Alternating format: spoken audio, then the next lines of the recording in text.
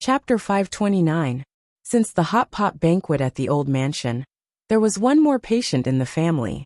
Even Fu Xiang, who had been eager to go back to Macau for the Spring Festival, also stayed in the hospital. That night, they were sent to the hospital closest to the old house. Later, someone suggested that it was better to let them live together, since they had to travel between the two places to visit the patients. Ling Han transferred Ling Zhan, and also sent him to Shiha Hospital. The VIP inpatient departments were all in the same building, but they were on different floors in different departments. Yi Huanyan was busy with the interviews and publicity after the movie was released, and Ling Han was also busy with the acquisition of the pleasure group. Wen Yi was afraid that neither of them had time to take care of the child, so she asked Gu Xinian to go back to the old mansion and take Naaneo to the apartment in the city center to stay with Gu Heng every day. Chen Yin had been busy following Gu Qi to do road shows in cinemas all over the country, so she didn't come back from Shanghai. Now there were only Yi Huanyan, Ling Han, and Ling Li left in the old mansion, so it suddenly became quiet. This morning, Ling Li was squatting in the corridor brushing her teeth. She was wrapped in Ling Zhan's black down jacket, which looked like a sack on her, as if the wind could blow her away. Achoo! While brushing her teeth, she suddenly sneezed and spat out toothpaste foam all over the floor. Yi Huanyan was putting on makeup in front of the mirror, and was about to go out when she heard the sound outside. She opened the window and took a look. Ling Li was squatting in the opposite corridor and sniffing. She frowned and raised her voice. Ling Li, what are you thinking about? It's cold outside. Why do you have to squat in the corridor to brush your teeth? Do you have to catch a cold to suffer? On the other side, Ling Li sniffed and said vaguely with an indifferent expression, Why am I cold? You old people feel cold. Yi Huanyan was speechless. Fine. You have the ability. Continue. Continue what? I'm bored to death. She squatted in front of him carelessly, ignoring the toothpaste foam in her mouth as she sighed faintly. It's going to be the new year in 2 days. Look at our courtyard. Does it look like the new year? 2 days ago, my brother was here to bicker with me. Now my brother can't wait to spend the new year in the hospital. Yi Huanyan laughed. Why? Are you bored? Aren't you bored? Ling Li glanced at her. I'm not bored. I have a lot of work to do at the company. Ling Li suddenly fell silent. He seemed to have thought of something, and his eyes lit up as he raised his head. I'll go to the company with you today. Why? Yi Huanyan was slightly taken aback and frowned. The last time I took you to my company, didn't you say you wanted to jump out of the car? What are you doing? You want to take revenge and burn down my company? I have something to do. Ling Li stood up and ran to Yi Huanyan's windowsill in a few steps with her long legs. She leaned on the windowsill with an excited expression. There's a guru near your company who plays games with me very well. Last time, Ling Li was bored in Yi Huanyan's apartment. After 2 hours of running around the company, Gu Qi couldn't stand it anymore. He was afraid that she would cause trouble, so he agreed to her request and got her a high-end computer for her to play games on. The game she was playing recently was an online game. If players didn't add each other as friends, then the other player could only be the person who was closest to them. After dying 3 times at the hands of the same person, she took the initiative to express goodwill and added him as a friend, but was rejected by him. She had always been unwilling to accept this matter. Yi Huanyan rolled her eyes at her. Are you kidding me? That's the CBD. In the office building, everyone from the CEO to the cleaners are so busy that their feet don't touch the floor. Why would anyone play games with you? What's the point of lying to you? Yi Huanyan, are you going to take me or not? Yi Huanyan was helpless when she was so self-righteous when asking for help. Is this the attitude of a beggar? Are you going to take me or not? What if I'm not going to take you? Then I'll take a taxi myself. I'll get reimbursed by your finance department. Hey, it's settled then. I'm going back to change. Yi Huanyan's mouth twitched. She looked at the figure in the distance in disbelief. After a while she gritted her teeth and shouted, Hurry up and change. I'll wait for you for 10 minutes. The figure in black immediately jumped up and cheered as he entered the house. 5 minutes is enough. Yi Huanyan looked at Ling Li's back inside. Why are you sighing? Ling Han's voice suddenly came from behind her. While she was talking to Ling Li, Ling Han had been sitting on the sofa in the house and reading the newspaper. He smiled faintly at the conversation between his sister-in-law and sister-in-law from time to time. He didn't interrupt. Only when Yi Huanyan sighed did he close the newspaper and look up at her. Yi Huanyan was stunned by his question and hesitated for a few seconds. I just think that Ling Li's temper is like a thorn in the side. I'm afraid he'll be at a disadvantage in the future. Ling Li had many children in the family. Unlike Ling Zhan, who was the first to be born and enjoyed all the novelty and love of her parents, Ling Li wasn't like the little bean who was the youngest in the family and grew up in the palm of her parents' and siblings' hands. Every 2 years after she was born, Ling Shui was added to the family. Before she could enjoy the special treatment of being a child, she had become an elder sister who had to give in to her younger sister. She was still a child. Although she didn't show it in front of her family, she was more and more independent outside. Over the years, she had a strong personality because of the environment she grew up in. Actually, I always felt that Ling Li was always baring her fangs and brandishing her claws to others. Actually, it's just because she can't be like this at home. She's actually quite tolerant to her family. Yi Huanyan closed the window. She was afraid that Ling Li would hear her, so she deliberately lowered her voice. It's also quite frustrating. Ling Han looked at her with a doting expression. You think too much for others. Yin Yen, that girl, you should let her hit the wall. Yi Huanyan smiled and raised her eyebrows. You're just saying it casually. If she really hit the wall, won't you get someone to tear it down? Everyone in the Ling family was very protective of their food. When something happened to their family, they would always side with the family regardless of who was right or wrong. There was a hurried shout from the courtyard. Hey, are you done? Yi Huanyan, I'm already done tidying up. Why are you so slow? Yi Huanyan quickly got up and responded. I'm here. Don't rush me. I'm waiting for you. Just as she was about to leave, she was stopped by Ling Han, who got up. Yin Yen, you haven't put on your coat. She turned around and saw the wine-red woolen coat that was just draped on the chair unfold in his hands.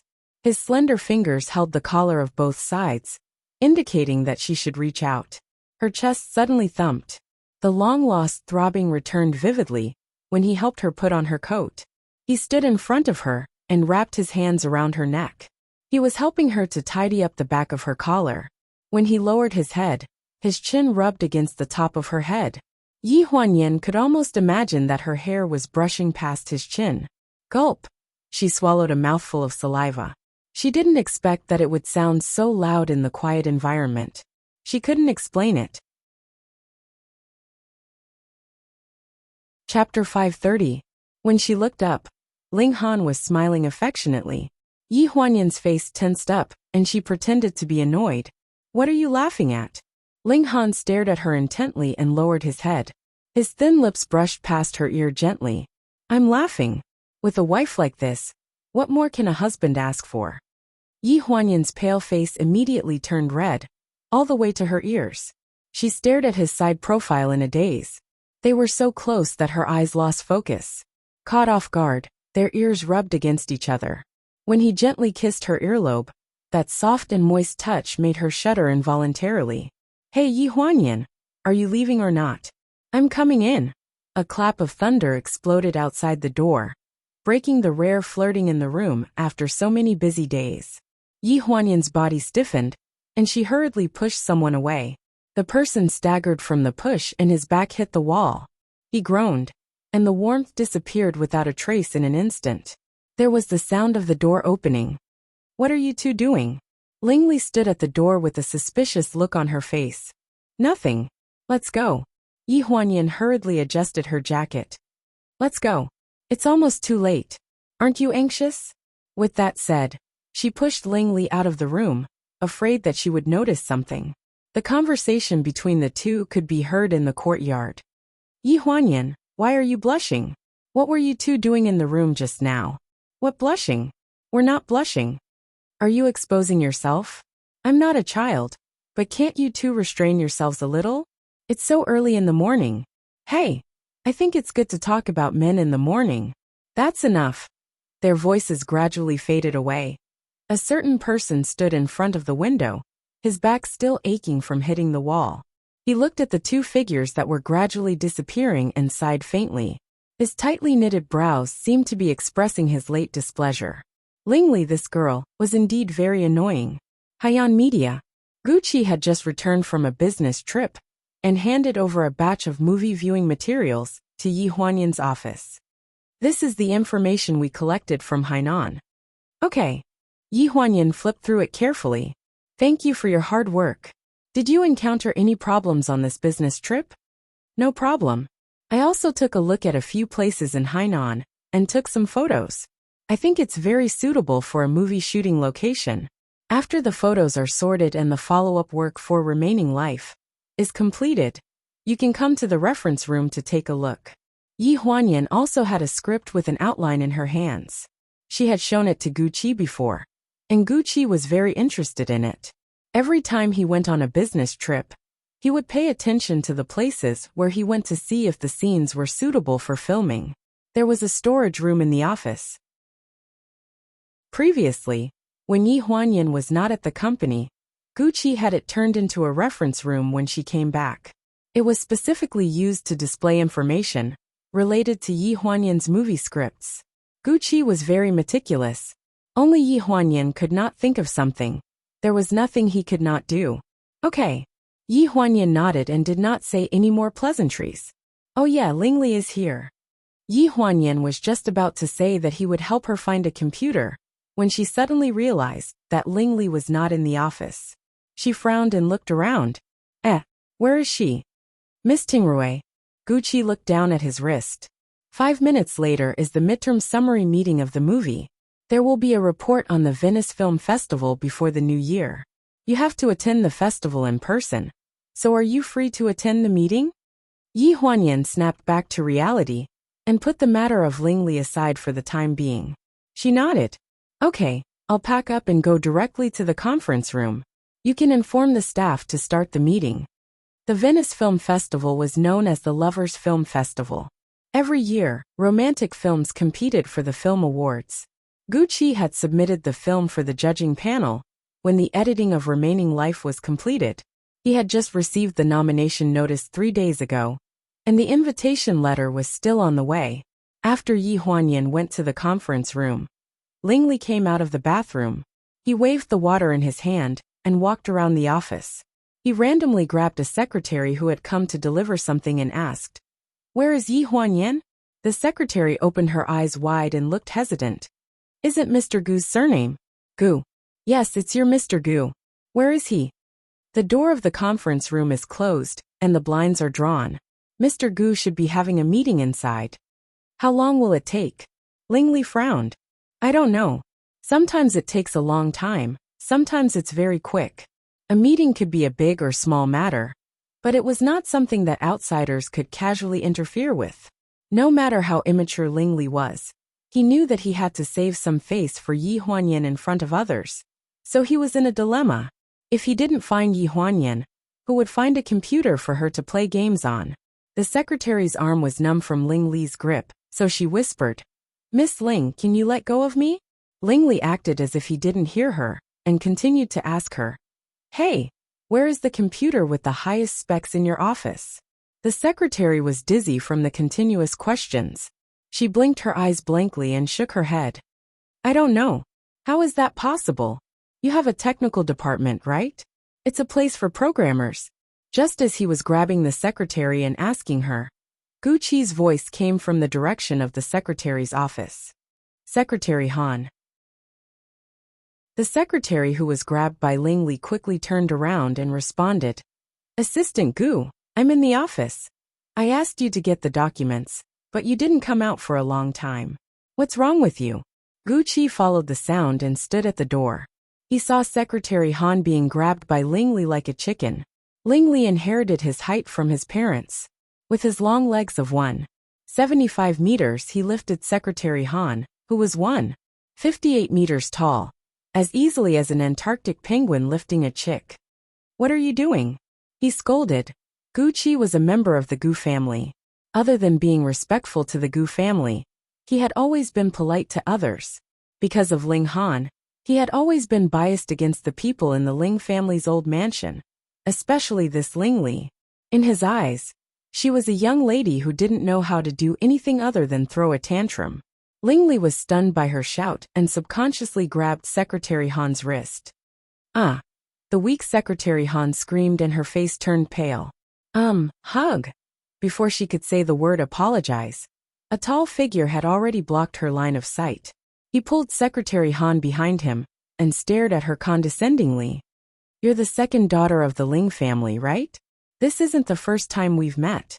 Not for President Gu's sake, but for your brother's sake. Shouldn't you control your temper here? Ling Li had never been lectured like this since she was young. Her expression changed immediately. Hey, what do you mean? Gu Qi's face darkened. He looked like an iceberg, and his tone was cold.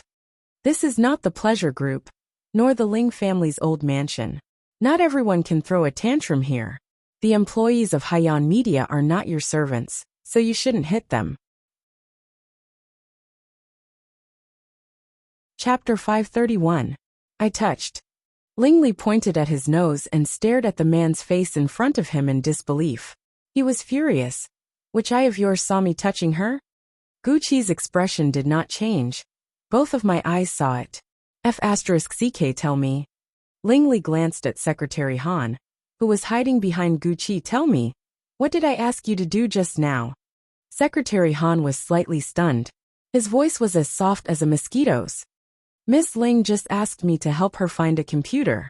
I don't know where to find one. Did you hear that? Ling Li glared at him. I just asked her to help me find a computer. What's the problem? Secretary Han, you go ahead and do your work. There's nothing for you to do here. Gu Qi glanced at Secretary Han. Hey, what are you doing? She's a witness. If you have the ability, get her to confront Yi Huanyan with me. Miss Ling. Only Gu Qi and Ling Li were left in the office. Gu Qi's voice was exceptionally cold. He had no intention of retreating, nor did he have any intention of explaining the misunderstanding just now. What? I'll emphasize again. This is Haiyan Media. It's President Gu's company, not yours. Why should we help you prepare a computer, just because you want one? Everyone here has their own duties. Whether it's Secretary Han, who you just saw, or me, who is standing in front of you now, we all have our own duties. You. But this job doesn't include serving you. Ling Li felt a stifling sensation in his chest. If it were any other time, he would have exploded long ago. However, at this moment, he could not say a single word. He could only glare at Gu Qi. If there's nothing else, I hope Miss Ling can go upstairs and stay in the apartment. Don't affect our work.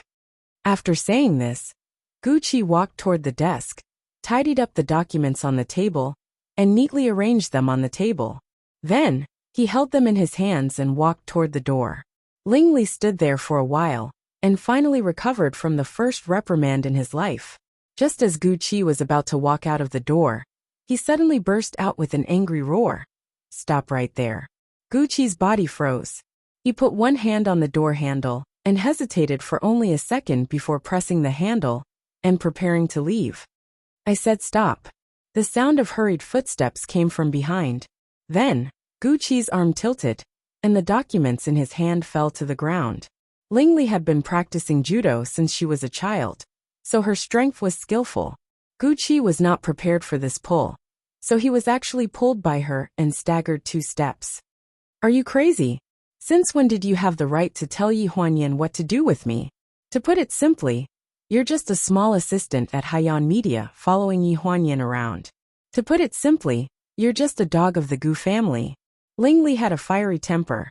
When she was angry, she could say anything. Although it was not her intention, what was done could not be undone. By the time she realized that the last sentence had gone too far, it was already over. Gu Qi's face immediately sank to the bottom, and he grabbed her wrist with a backhand grip. You. What are you doing? Don't touch me. Let go of me. Gu Qi's face was ashen. He held onto Ling Li's wrist tightly. Compared to the so-called judo she had learned from training her body since she was a child, The three Gu siblings had systematically learned real combat skills. Once they fought, life and death would be decided in an instant. There was no such thing as stopping when it came to a fight. Therefore, Lingli could feel the pain in her wrist. The pain of her bones being crushed made her face pale. She clenched her teeth and could not stop the bean-sized beads of sweat from falling from her forehead. Gu Qi's face suddenly enlarged in front of her eyes. The cold scent of a man flooded her nose. Lingli panicked. "What are you doing?" His face suddenly missed her line of sight as he leaned over to her ear. His voice was cold, like a warning from an evil spirit from hell, unusually cold. "Don't worry. I have no interest in a flat body like yours. For Mr. Gu's sake, I just want to warn you. Trouble comes from a loose tongue. If I want to do something, your brain won't be able to stop me." Ling Li's face instantly changed. By the time she reacted, Gu Qi had already flung her hand away. She staggered and fell onto the carpet. "You! What did you think I would do to you?" Gu Qi laughed coldly. He squatted down and picked up the documents on the floor one by one. Then, he walked out without looking back. Ling Li fell onto the carpet. For a long time, she looked like she was gnashing her teeth. She covered her wrist with one hand. It was so painful that she could not speak. It was the first time she had been humiliated like this in her life. And it was from someone she did not even care about. Gu Qi had just left the office and was about to go to the meeting room. When he passed by the secretary's office, the intern secretary stood up from her seat. She held the phone in her hand and shouted through the glass window. "Assistant Gu, there's a call from the front desk. Someone is looking for you." Gu Qi frowned. She turned around and asked, "Did you say who it is?" "No." Gu Qi nodded. Just as she was about to leave, she suddenly thought of something and asked. "Ask the person at the front desk what he looks like." "Hey, okay." The intern secretary hurriedly asked. After a while she raised her head and said, "He said it's a man. He's about 1.8 meters tall and looks quite delicate. He's wearing black-rimmed glasses and is a little dull. He's sitting in the lounge and waiting for you." Gu Qi understood. After a few seconds of silence, she said, "Tell the front desk that I'll be there right away." The intern secretary nodded and sat down to pass the message to the front desk. When she raised her head, she saw Gu Qi walking in the direction of the meeting room. At the front desk of Haiyan Media, Xiaochen hung up the phone. "Sir, Assistant Gu said that she'll be down in a while. Do you want to wait for a while?" Xiaochen was new at the front desk. She did not know the man in front of her. If it were anyone else, she would not have made the call to help her ask. Hearing this, Song Xiaobo's eyes lit up with joy. He adjusted his glasses. "Okay, then I'll wait there." As he spoke, he carried his backpack and walked to the lounge with familiarity. The front desk was slightly stunned. Coincidentally, the head waiter came over to adjust the schedule before the Chinese New Year. When he saw her in a daze, he followed her gaze to the lounge. When he saw Song Xiaobo, he looked as if he was used to it and sneered. "That kid is here again?" Little Chun revealed a somewhat surprised expression. "Manager, do you know that gentleman? Don't you know him?" "I forgot to tell you. He's a regular in the lobby. Every time he comes, he looks for Assistant Gu. Assistant Gu is very busy, so there's no need to inform him. Just ask him to wait in the lobby. He's Sai, who knows? Who doesn't have a special fetish these days? It's a common occurrence." Xiao Chun was stunned for a few seconds. She suddenly reacted and covered her mouth. "Manager, are you saying that Assistant Gu and him are?" "Keep your voice down." On the other side, Song Xiaobo, who was unaware of the love scandal that the people in Haiyan Media's lobby department had created, went to the lounge. He unscrewed the thermos flask that he carried with him and poured himself a glass of water. He sat down on the sofa and opened the laptop on the coffee table. He opened the game interface and logged in. Chapter 532. Umbo's villa in the western suburbs. When Siyuan had been staying at home for a few days, the wound on his face was almost healed, but he never mentioned the shares. At lunchtime, Zhou Lan had already prepared the table. Umbo came downstairs, wearing a suit and leather shoes. He looked like he was going out for business. "I have a lunch appointment at noon, so I won't be eating at home." When Siyuan sat on the sofa and looked up to ask, "Why so sudden?" "It's not sudden. It's about the acquisition. Su Nianhua is usually very busy. He is also working for others, so it's not a big deal for me to cooperate with him a little." If Su Nianhua was in a hurry to talk business with him, Umbo would not be so happy. He was quite satisfied with the previous price negotiation, and the conditions in all aspects were not bad. So he had been in a good mood for the past 2 days. Even when Hong Rizhang of Rongfa Media called him a few times, he refused to answer. Pleasure was sold to an outsider who had nothing to do with Lanjiang City. He could get a year-end bonus justifiably. It was better than selling to a stingy Hong Rizhang. Watching Umbo go out, the sound of the car engine disappeared from the courtyard. When Siyuan closed the newspaper and stared thoughtfully in the direction of the study on the second floor. Umbo's chapters were usually kept in the study. "Time to eat, Siyuan." Zhou Lan's voice made when Siyuan come back to his senses. At this time, Zhou Lan was wearing a beige dress. Her long hair was tied up on the top of her head, and a few strands of hair hung loosely around her ears. She had a lazy temperament, but she was more charming. When Siyuan suddenly had a feeling of restlessness. During the meal, Zhou Lan glanced at the servants from the corner of her eyes. "You all go down first. I'll clean up after the meal." She and Wen Siyuan were left in the dining room. Zhou Lan served a bowl of soup to Wen Siyuan. "Siyuan, this soup is made from dagu. I added Cotinopsis palaceula to boost your energy. You've just recovered, so drink more." When Siyuan's hand, that was holding the bowl of soup, slid from the edge of the bowl to her slender wrist. He seemed to touch her wrist for a moment before retracting his hand and taking the bowl of soup. "It smells good." Zhou Lan clenched her fingers as she felt an electric shock coursing through her entire body. After that they ate in silence. Zhou Lan was absent-minded. When Siyuan, on the other hand, acted as if nothing had happened. After finishing his meal, he stood up and looked at Zhou Lan thoughtfully. "I'll go upstairs first." With that, when Siyuan headed for the second floor, Zhou Lan held the bowl and felt that she couldn't taste anything. The sound of water splashing came from Wen Siyuan's bedroom on the second floor, and it made her angry. If she didn't understand what he meant, then she would have wasted all her years of observation by the old man's side. "Nanny Zhang, clean up the dishes." "I'll give you 3 days off. Didn't you always say that you wanted to go back to your hometown to see your son? Go back." The servant Nanny Zhang was overjoyed.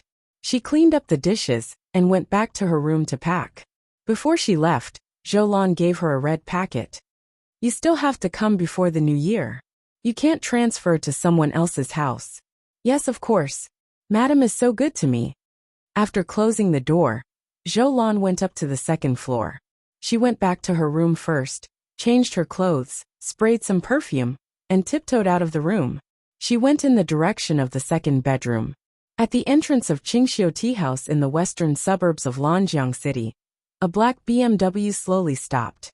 The waiter at the door ran over and opened the door to welcome the person who got out of the car. President 1. This tea house was owned by Umbo. It barely made ends meet every year. In fact, it was just a private place for him to talk business. Some time ago, he had already planned to sell it, but seeing that the acquisition of Pleasure Entertainment had taken a turn for the better, it was not impossible for it to stay in Lanjiang City, so he decided to keep the shop. He had arranged to meet Su Nianhua here. In the private room, the aroma of tea filled the air. Su Nianhua had participated in the remaining Life Roadshow in various parts of the country. When he came back, his flight was delayed. He had just arrived at the airport and was late. Umbo was not in a hurry.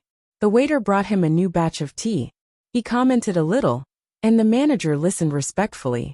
He noted it down and said that he would improve on it next time. As they were talking, the door of the private room was suddenly pulled open. A waitress in a cheongsam said anxiously, "Sir, you can't go in." Umbo looked up and saw the man who had barged into the room. He looked familiar. After thinking for a while, he remembered that he was Hong Rizhang's assistant. "What are you doing here?" "Mr. 1. He bowed respectfully as a form of greeting. "I have something to show you. It's about Pleasure Entertainment." Umbo looked a little displeased. "Do you know what I was supposed to talk about today?" If there were no problems, the contract would be signed today. Hong Rizhang's assistant appeared at this time. It was obvious that he was here to cause trouble. If Su Nianhua arrived at this time and saw that he was in contact with the people from Venture Media, he would not be able to explain himself. The assistant said calmly, "Mr. Wen, CEO Hong said that if you still insist on rejecting the collaboration with Venture Media after seeing this, he will not disturb you in the future." Umbo then noticed that Hong Rizhang's assistant was holding a black folder. He could vaguely see that there was a stack of papers in it. This is all of Su Nianhua's background information. The manager of the tea house understood from Umbo's eyes. He took the folder from the assistant and placed it on the tea table. Umbo flipped open the folder and glanced at it. His expression changed slightly. After flipping through a few pages, his expression changed even more. There were faint signs of him collapsing. This was the effect that the assistant wanted to see. It was also what Hong Rizhang had expected. The assistant said seriously, "Mr. Wen, my husband is in the private room next door. If you are interested, why don't you move?" Umbo closed the folder. His expression was gloomy. Hong Rizhang knew that Umbo was going to meet Su Nianhua here. He also knew that if he did not do something, this collaboration might be completed this afternoon. He was determined to get pleasure entertainment, so he would not allow such a thing to happen. Therefore, today was his last chance to stop this contract from being completed. He was putting all his eggs in one basket, but it was almost certain that he would win. In the private room, the smell of sandalwood rose. Behind the double-sided screen, there was a Jiangnan woman playing a tune. Hong Rizhang pinched his fingers and sat on the futon, shaking his head. He looked relaxed and comfortable. With a schwa sound, Umbo opened the door of the private room and walked in. His face was ashen. The folder was slammed on the table. The loud sound did not interrupt the sound of the pipa behind the screen. Umbo's face was gloomy. He growled, "Hong Rizhang, what do you mean by this?" "Nothing. I'm just reminding CEO Wen not to trust villains so easily." Hong Rizhang's expression did not change, but he was happy in his heart. Right now, the initiative that he had lost for a long time was back in his hands. Chapter 533. Sitting across from each other in the private room, Umbo felt that the futon under him seemed to have grown thorns, and he couldn't sit still. He glanced at the contents of the folder and knew the seriousness of the matter. Hong Rizhang also put in a lot of effort to find a way to get this information. If this information was true, it meant that the deal between him and Su Nianhua had fallen through. "Why are you so sure that I will believe the things you gave me? A few pieces of paper can mess up such a big acquisition. Hong Rizhang, don't you think it's a little too easy?" Hong Rizhang poured himself a cup of tea with a relaxed expression. "Even if the deal is not done, the benevolence is still there. I'm just reminding you for the sake of our friendship. I'm just afraid that you will be deceived. If you suspect that the contents of the folder are false, just verify it. If there is a lie, I'll be struck by lightning, and my wife and children will die a horrible death." These words were too harsh. Hong Rizhang looked at Umbo's expression and laughed. "Besides, since you are sitting here now, your meaning is very clear. Do you still need me to say more?" Umbo's expression tightened, and his heart trembled, but he pretended to be calm and said in a deep voice, "Even so, I made a deal with Su Nianhua." "So what?" The price he offered was higher than the market value of the appraisal report issued by the asset appraisal firm. "And he promised to keep my shares for a long time after the acquisition of Pleasure Group. Such conditions are much better than what you offered." Hong Rizhang's expression didn't change. "Is that so? But do you think that after the previous incident, Ling Han will tolerate a piece of sand like you?" "What do you mean?" "What I mean is that since the previous news and Su Nianhua's uncle abroad were all pretenses, then the person who bought Pleasure Group in name is him. But the one behind the scenes is probably Ling Han, right?" Umbo frowned fiercely. When the truth was revealed, it was always bloody. You think that reality is like a silver lining, but reality is forcing you into a dead end once again. "So, CEO Wen, at the end of the day, I'm still the most reliable partner. Listen to me. Ling Han spent so much effort to get Pleasure back. This shows how much he values Pleasure. He would rather be cuckolded on the news to set a trap for you.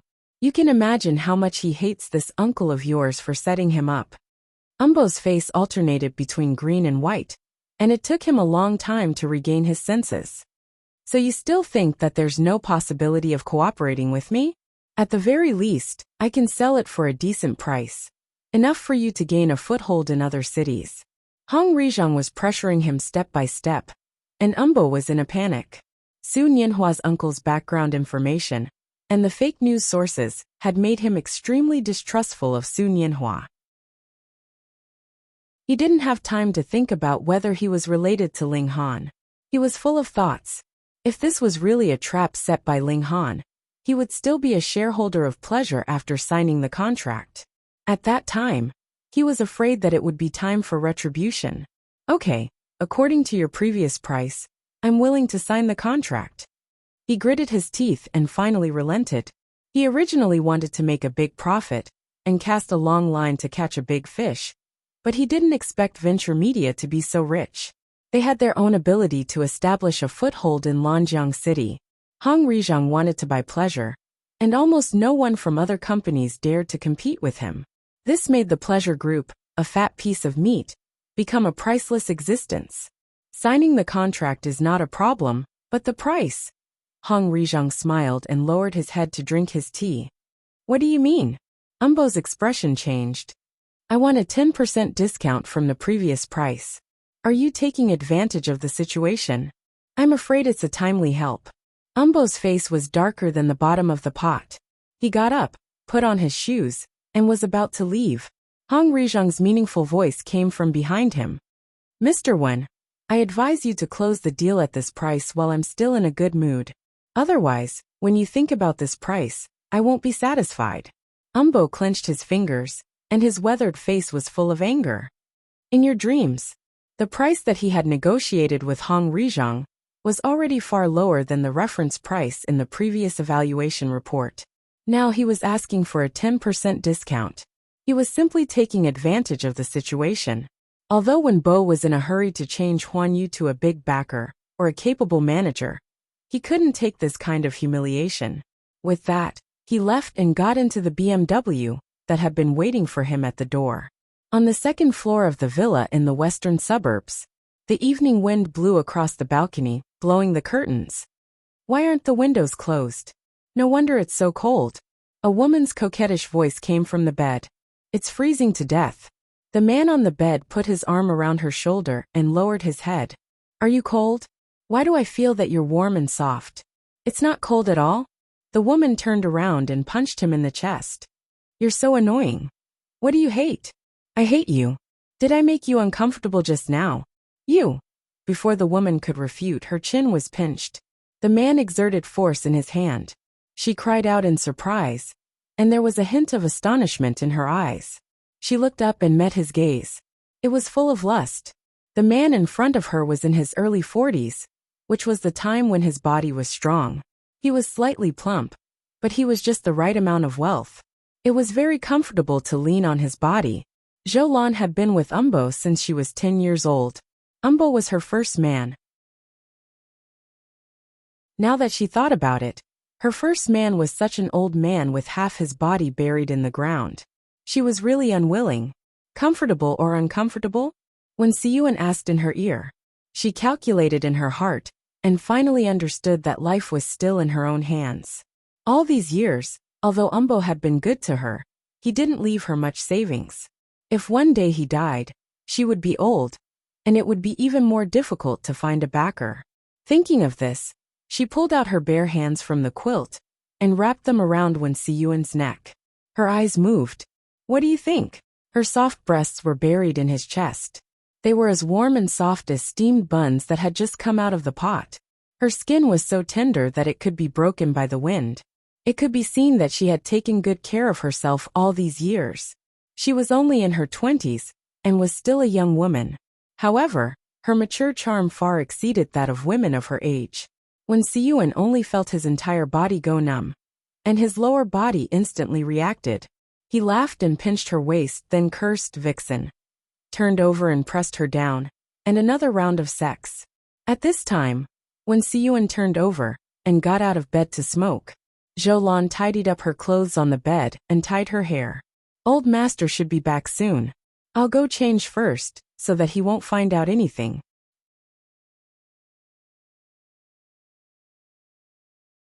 Chapter 534. When Siyuan smoked a cigarette. Smoke rose in front of his eyes. When he heard this, he turned around and looked at Zhou thoughtfully. I might need you to do me a favor. What favor? What can I do for you? Of course, unless you don't want to. Zhou was slightly stunned and quickly retorted. Of course I'm willing. I'm already yours. Why wouldn't I be willing? When Siyuan's eyes deepened. All right then. This matter concerns both of our futures. If you really care about me, remember that what you're doing is related to my life. Zhou eyes revealed a hint of nervousness. What exactly is it? At this moment, the sound of a car turning off could be heard in the courtyard. The old man's voice came from the direction of the balcony. Where are you? Why are you turned off? Zhou face stiffened. I'll go down and open the door first. You can just go to sleep. If the old man asks, I'll say that you slept all day after taking the medicine. When Siyuan lowered his head and smoked, he nodded very absent-mindedly. Seeing this, Zhou was a little anxious. She snatched the cigarette in his hand and crushed it in the ashtray. She said coquettishly, Don't be anxious. If the old man finds out that you're fine, I'll be finished. What are you afraid of? When Siyuan pinched her butt. At most, I'll take you away. Bah! Zhou pushed him away. Her face was unhappy, but her heart was very happy. The two of them were lovey-dovey for a while before she went downstairs to open the door. Why did you take so long to open the door? Where's Auntie Zhang? Umbo's face was dark. Obviously he was angry outside. When he came back, he didn't have a good expression on his face to Zhou. Zhou calmed down and took out a set of words that she had prepared long ago. Auntie Zhang had some matters to attend to in her hometown. She had applied for leave a long time ago, saying that she had to make a trip back home. I let her leave today. Look, I was cooking at home. The sound of chopping vegetables in the kitchen was loud, so I didn't hear you outside. Umbo glanced in the direction of the kitchen. There were a few cold dishes on the table, and there was also a fragrance in the kitchen, so he did not take it seriously. Where's Siyuan? The cold dishes on the dining table were all prepared by Nanny Zhang before she left. The hot dishes in the kitchen were always covered with a thermal cover to maintain their temperature and color. There was even a knife and half-cut vegetables on the chopping board to make it look like someone was cooking. As long as one didn't walk into the kitchen, one wouldn't be able to see any flaws. Umbo was someone who never entered the kitchen, so it was not difficult to hide from him. Zhou was walking towards the kitchen with her back to him. When she heard Umbo's question, her body stiffened slightly, but she quickly returned to normal. I don't know. I haven't seen him since lunch. I don't know if he's upstairs or gone out. Umbo frowned. His heart was getting more and more stuffy. He had always known that this son of his would not amount to much. Even at this time, he thought that if his son could be half as capable as Ling Han, he would not have to sell off Huan Yu Entertainment. Dinner will be ready soon. Zhou voice came from the direction of the kitchen. Umbo frowned and stood up from the sofa. I'm not eating. I'm not in the mood. I'm going to sleep. Tell Siyuan to come up early and accompany me after dinner. Zhou replied, Got it. The sound of the door closing came from the direction of the master bedroom on the second floor. Zhou's hanging heart finally relaxed. She stayed in the kitchen for another 10 minutes or so, putting the dishes in the thermal cover on the table one by one. After that, she cleaned up the chopping board. Just as she was about to go to the second floor to call Wen Siyuan, she turned around and fell into an embrace. In a panic, she almost dropped the bowl in her hand. Ouch! She cried out in alarm. Wen Siyuan covered her mouth and swallowed the rest of the words. Don't talk. A few years ago, he had slept with Zhou in the wrong bed for the first time. He drank too much at that time and did not feel anything. After that, there were many women around him, so he forgot about it. This time was different. When Siyuan finally understood why Grandpa Sheng kept this woman by his side all these years, Zhou was furious. She pried his hand away and said in a low voice, Sweetheart, are you crazy? If Grandpa Sheng sees us, we're both done for. What are you afraid of? When Siyuan's large hand rubbed her chest, causing her to pant. Grandpa Sheng is taking a shower now. I came down when I heard the sound. Zhou could not bear his movements. She panted heavily. Her voluptuous breasts were pressed against his chest, heaving up and down violently. He pressed her hands against the sink and turned on the tap. Amidst the sound of running water, he lifted her skirt and revealed her round buttocks. The sound of running water covered the paw-paw sounds of their bodies intertwining. The footsteps on the second floor were somewhat dull as he walked down step by step. Cough, cough. Umbo suddenly felt an itch in his throat. He could not help but hold on to the railing and cough twice, startling the two wild mandarin ducks in the kitchen. Zhou face was pale. When Siyuan hurriedly pulled up his pants, turned around, and sat down at the dining table. There was a shelf decorated with vases between the stairs and the dining room kitchen. It was not very clear, so Grandpa Sheng did not notice anything. He walked down with his head down. Dad. When Siyuan felt a little guilty, he helped him pull out a chair. Please sit. When Bo nodded and responded, he raised his eyes to look in the direction of the kitchen. Zhou, don't be busy. Sit down and eat. Zhou, who was in the kitchen, responded with a hoarse voice. Hey, I'm not busy. I'm washing my hands. After a while, Zhou opened the kitchen door and walked out. She pulled out the seat next to Umbo and sat down. Umbo glanced at her. Why are you sweating so much? It's hot in the kitchen. Zhou lowered her head. Umbo's gaze immediately became suspicious. Dad, did the business deal not go well in the afternoon? When Siyuan's voice interrupted his doubts in a timely manner, he focused all his attention on the matter in the afternoon again. When this matter was mentioned, he was furious. He snorted coldly. Hong Rizhang, that old bastard. He's taking advantage of the situation. He actually wants to lower the price of pleasure by 10%, so that I can sell it to him. Unless I'm crazy. Hong Rizhang, didn't you say that you were going to find Su Nianhua in the afternoon? Su Nianhua. Umbo's expression became even more unsightly. He spat fiercely. What a heartless whore. That's right. If it weren't for my good luck this time, I'm afraid I would have been fooled by him. I almost died without a burial place. When he said the word heartless whore, Zhou eyes trembled fiercely. She quickly lowered her head to eat, not daring to look at him. At the same time, Su Nianhua had been glaring at Umbo in the tea house for half an hour. He made 2 phone calls but no one answered. He didn't dare to make more calls. For the 3rd time, he dialed Yi Huanyan. Umbo and I agreed to meet at the tea house today, but he hasn't come yet. Do you think he knows something? On the other end of the phone, Yi Huanyan was silent for a few seconds, then said in a low voice. Well, don't worry. I'll see if the people I sent to follow Hong Rizhang found anything.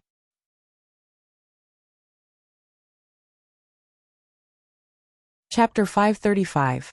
After hanging up the call with Su Nianhua, Yi Huanyan quickly called the office of the assistant group. During this time, he had sent people to keep an eye on Hong Rizhang. It was impossible for his people not to know what happened today. The person who answered the phone was a newcomer led by Gu Qi. Yi Huanyan didn't say much and said directly, Find Assistant Gu and ask him to come to my office. Not long after, there was a knock on the office door. Gu Qi asked as soon as he came in. Is it about Umbo? I've already heard about it. Yi Huanyan hurriedly asked. What happened? Shouldn't he have signed the contract directly after meeting Su Nianhua in the afternoon?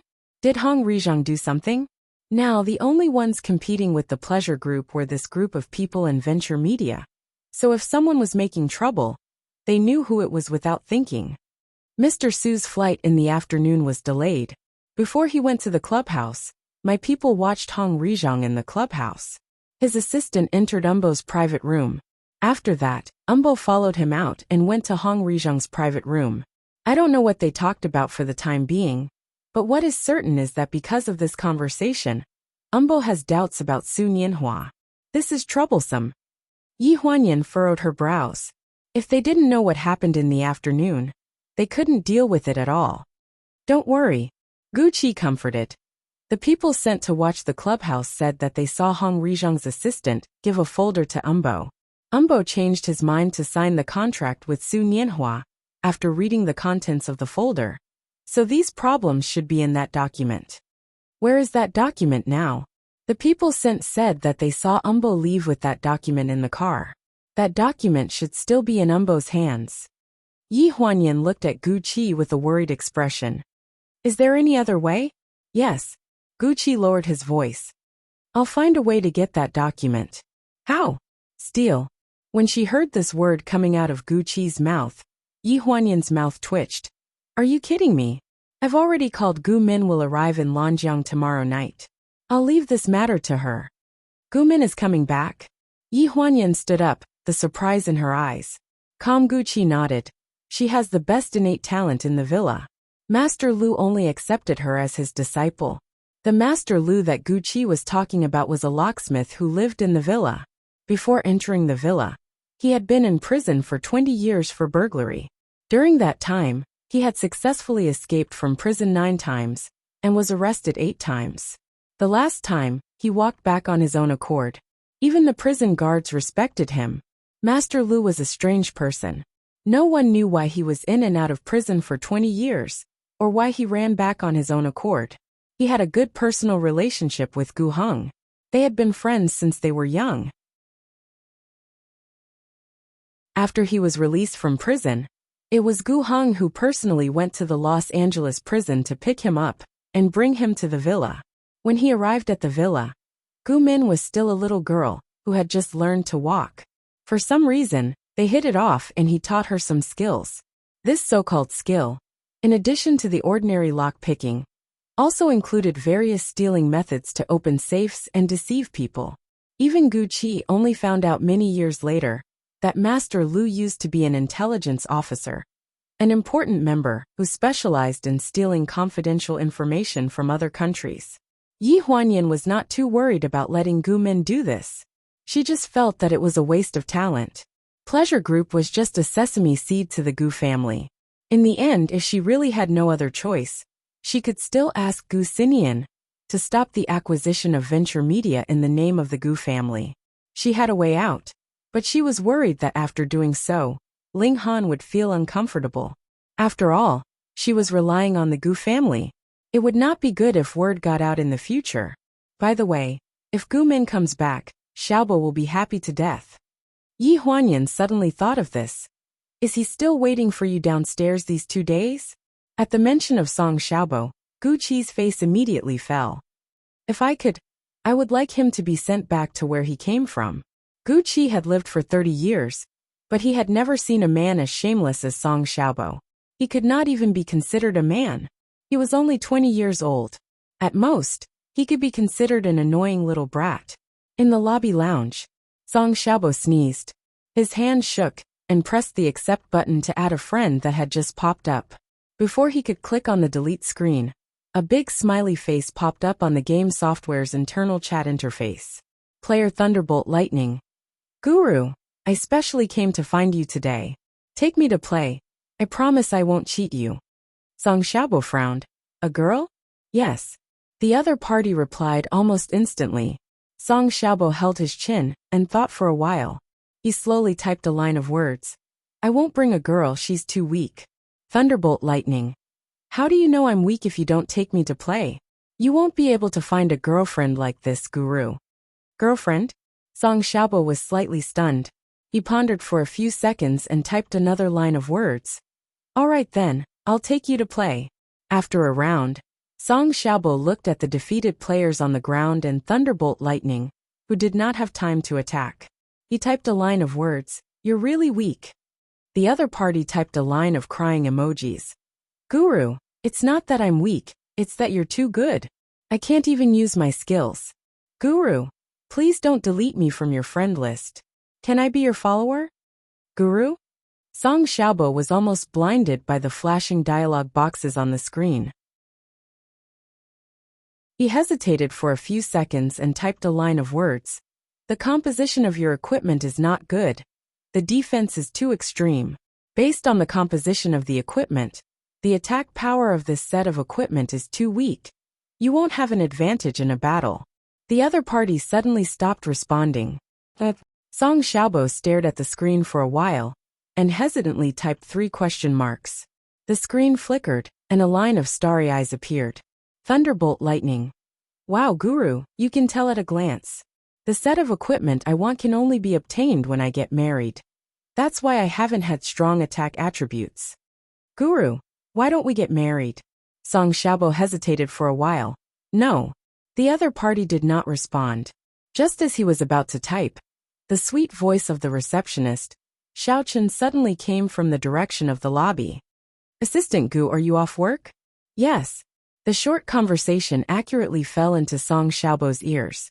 He quickly closed his laptop and rushed out of the resting area with his backpack and laptop. Brother. As soon as he heard this voice, Gu Qi's expression changed as if he had seen a ghost. He instantly quickened his pace and walked toward the entrance. Brother, wait for me. I've thought about the question you asked me last time. Song Xiaobo stumbled as he ran with his laptop and backpack. He grabbed Gu Qi's arm.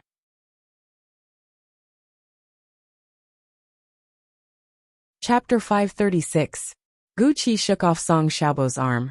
But Song Xiaobo stuck to him like a piece of gum and refused to let go. After some tugging and tugging, Song Xiaobo's notebook fell from his armpit to the floor, making a loud noise in the middle of the bright and clean lobby. This loud noise attracted the attention of many passers-by. Gu Qi's expression changed slightly.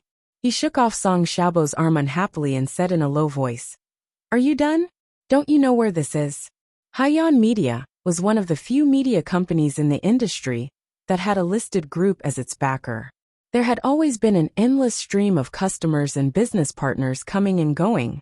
Most of them came because of the background of Gu's group. After Yi Huanyan's identity as the second daughter of the Gu family spread in the circle of Lanjiang City, the threshold of Haiyan Media was almost broken.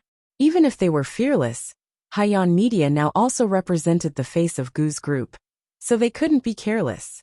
A company with strict rules and regulations would never allow an unexpected situation to last more than 3 minutes in the lobby. Since Gu Qi was sent by Gu Xinian to run Haiyan Media in China, he had strictly followed the entire set of operation and management mechanisms of Gu's group, and there had never been a mistake. However, Song Xiaobo was a mistake. Yi Huanyan spent a lot of effort to bring him from Shanghai.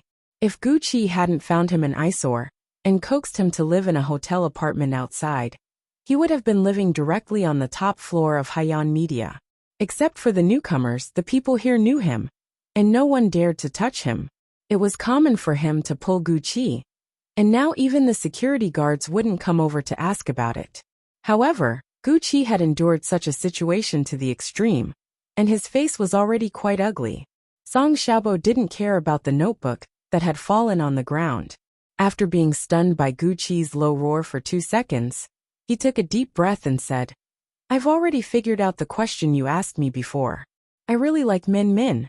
I know all of her likes and dislikes as well as her background. You can't say that I did it on impulse. Gu Qi frowned, but Song Xiaobo didn't notice it at all. He had already started to recite everything he knew about Gu Min after his investigation, as if he was reciting a book. Min Min is 1.68 meters tall. She has never had long hair since she was young. She's not a picky eater, but she doesn't like to eat celery. Although she has a tough personality, she actually likes soft foods like tofu. She has a lot of personal skills. Whether it's kickboxing, swimming, skiing, or shooting, they're all top-notch. It was rare that Gu Qi did not interrupt Song Xiaobo. After he finished reciting the long list of information, he looked down at the notebook on the ground. How much did you pay for your laptop? I assembled it myself. I bought it. Give me your phone. Without waiting for him to finish, Gu Qi reached out his hand. Song Xiaobo handed his phone over slowly. Gu Qi took his phone and scanned it twice. When he heard a ding sound, he looked up at Song Xiaobo. It's not cheap to assemble it yourself. Don't bother me anymore. Since you know so much about Min Min, I'm not the one you should be bothering. Song Xiaobo lowered his head and looked at the phone in his hand. It showed that 50,000 yuan had been transferred to his account. However, what surprised him wasn't the fact that Gu Qi had transferred the money to him, but what he had just said. This was probably the first time Song Xiaobo had heard such words from Gu Qi. Although his attitude was still cold, he didn't show his usual impatience. "Brother." Song Xiaobo hesitantly chased after him. But Gu Qi had already walked to the entrance and said, Min will be back in 2 days. I'm not sure how long she will stay here. And I'm not sure if she still remembers you. It's up to you. I'm warning you one more time. Don't bother me." Gu Qi's figure disappeared through the revolving door of Haiyan Media. Through the floor-to-ceiling window, Song Xiaobo was extremely excited. He picked up the shattered laptop on the ground and ran toward the gate of the elevator. Xiao Chun, who was at the front desk in the afternoon, had heard some gossip about Song Xiaobo from the head waiter. When she saw him running over, she had mixed feelings. Didn't Assistant Gu leave already? "Mr. Song." Song Xiaobo waved his phone and interrupted her before she could finish. "I'm not going in. I'll make a call." With that said, he dialed a number. When Yi Huanyan received the call, she had just gone to the apartment. She was about to ask Ling Li, who was playing games in the apartment, to go home with her. Just as she got off the elevator and walked to the entrance of the apartment, she heard a ringtone coming from her pocket. Seeing that it was Song Xiaobo calling, Yi Huanyan could not help but smile. He probably heard from Gu Qi that Gu Min was coming back. This guy was quite infatuated. Gu Min was someone who had lost contact with the outside world after returning to the villa. But he was still waiting for her here. "Xiaobo, what's the matter?" "Well, Min is coming back." "I know. Can you do me a favor?" "What favor?" "I want to buy a new set of clothes. Come with me." Yi Huanyan did not know whether to laugh or cry. "Can't you go by yourself? Are you short of money?" I'm not short of money. I don't know how to buy clothes. Come with me. I only know you here." There was some truth to his words. Song Xiaobo knew Chen Yin and Su Hong. But Chen Yin had been promoting the movie all over the country for the past 2 days. Su Hong had nothing to do. "Where's Sister Hong? Why don't you look for Sister Hong? Sister Hong's clothes are too strange. I don't like them." "Puffed." Yi Huanyan laughed out loud. If Su Hong heard this, she would definitely knock Song Xiaobo's head. "Okay, then wait for me. I have a friend here. She has to come with us." "Okay." After hanging up the phone, Yi Huanyan entered the passcode on the door, opened the door, and entered the apartment. When she came to the company in the morning, she went straight to a meeting. She did not have time to ask Gu Qi to find a computer for Ling Li. After the meeting, she remembered that she heard from the secretary that Ling Li and Gu Qi had a quarrel. Although it was not a big deal, it was still a hot topic in the company. Later, when Ling Li came last time, a male staff member in the technical department found her a pre-configured laptop. The matter with Gu Qi was left unsettled. Yi Huanyan had been busy the whole day, and only now did he have the time to care about her. He guessed that she was in a bad mood, so he opened the door carefully. The lights in the apartment were not turned on. The light from the laptop on the dining table in the living room shone on Ling Li's face. It looked a little strange, especially when coupled with her nervous face. It was even more creepy. "What are you doing?" Yi Huanyan turned on the light and stood at the entrance looking at her. When he saw her for the first time, he was shocked. It was as if he had seen a ghost. Ling Li acted as if she did not hear him. She was still biting her fingers and staring at the computer screen nervously. "What's on your computer that's worth looking at?" Yi Huanyan walked towards her with a suspicious look.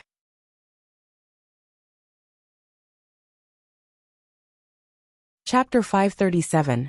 In the lounge area on the first floor of Haiyan Media's lobby, Song Xiaobo was bored out of his mind. He simply tapped on his tattered laptop twice before rebooting the internet. It was still the same game interface as before. Thunder and lightning. Why not? Your game attributes show that you are single. Don't you want to increase your attack attributes? Thunder and lightning. Guru? Thunder and lightning. Guru? Why did you go offline? Song Xiaobo pushed his black-rimmed glasses up his nose, sniffed, and typed a line of words. "My first disciple can directly use all my equipment attributes. It's more convenient than marriage. She just needs to go through the process of becoming my disciple." Thunderbolt lightning, he muttered the player's name. Suddenly his heart bloomed with joy. This thunderbolt lightning was a lucky star. Once she came, she made his wish come true. Thus, he made an exception and accepted her as his disciple. Just treat it as fulfilling his wish. In the penthouse apartment, Yi Huanyan had just taken 2 steps toward the dining table when there was a sudden cheer at the table. Lingli jumped 3 feet into the air, like a monkey, and suddenly hugged her. Yi Huanyan, my master agreed to accept me as his disciple. Ha ha ha. Yi Huanyan's frown deepened. What the hell? My master in the game is the guru. The guru is very powerful. It's the guru's first time accepting a disciple. I can not inherit. I can learn all his moves. In the future, I'll be the guru. Yi Huanyan had never been interested in games. She listened to Lingli in confusion and couldn't understand what he was saying. While she was in a good mood, she asked, I'm going to help a friend buy clothes later. Are you coming with me? Yes, I'm going to buy clothes too. Lingli agreed. Yi Huanyan stared at him with a questioning look. What game is this? What's the situation? Are you in an online relationship? Let me tell you, there are a lot of scammers online. Io, why are you like an old lady? Lingli rolled his eyes at her, closed the notebook, and pushed her shoulder to go out. Aren't you in a rush to buy clothes for your friend? Let's go. From the top floor to the first floor, Yi Huanyan was practically pushed out by Lingli. After going downstairs, Lingli hummed an English song and was in a very good mood. The two of them walked out of the gate side by side. Song Xiaobo stuffed the broken laptop into his backpack and walked towards Yi Huanyan. Let me introduce you. This is Song Xiaobo, a programmer. Hello. Without waiting for Yi Huanyan to finish speaking, Lingli took the initiative to reach out his hand. He smiled at Song Xiaobo and said, My name is Lingli. Song Xiaobo nodded but did not reach out his hand. Hello. Yi Huanyan looked at Lingli's hand that froze in midair. She covered her mouth and coughed dryly. Xiaobo is a little shy. Forget about physical contact. Take your hand back. If this was any other time, Lingli would have glared at her and scolded her for being so wishy-washy. Today, his temper was particularly gentle.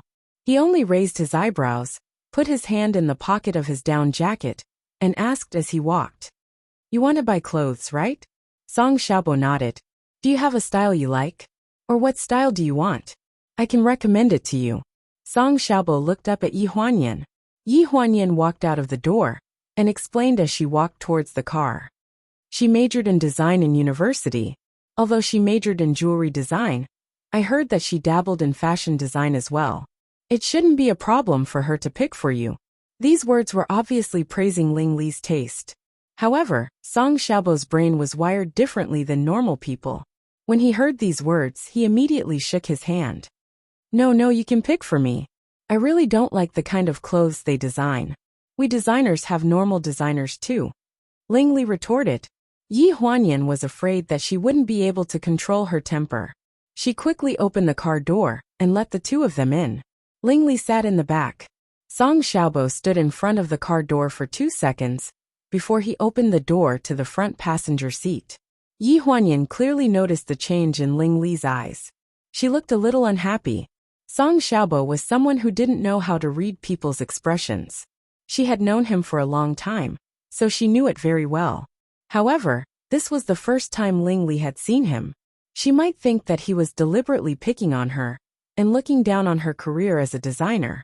After they started the car, Yi Huanyan quickly changed the topic.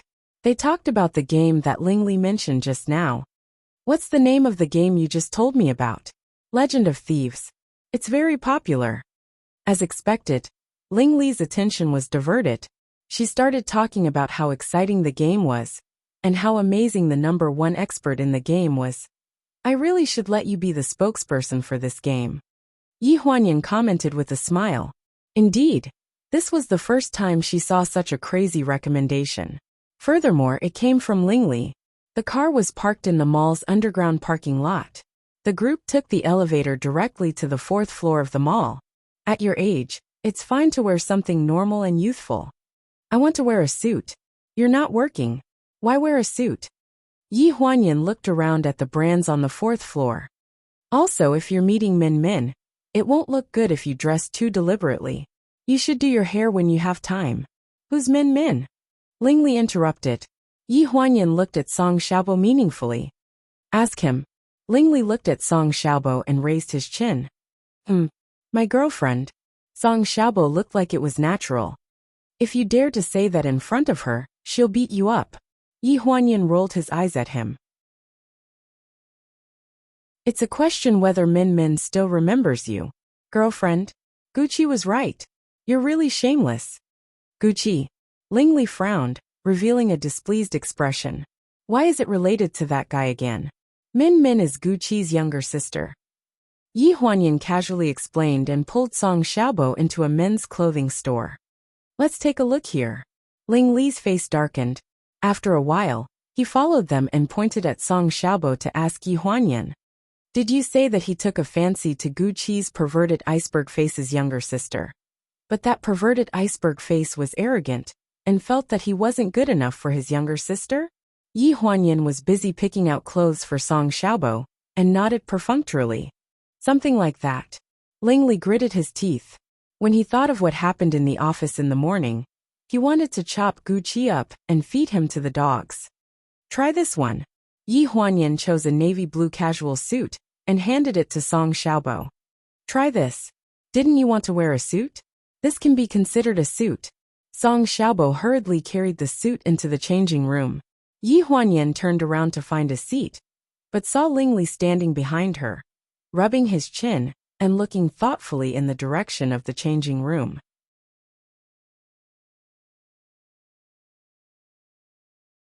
Chapter 538. What are you looking at? Yi Huanyan nudged Ling Li with her elbow as she held the glass of water that the shop assistant had just handed over. Ling Li came back to her senses. Nothing. Hey, what kind of person is that Min Min?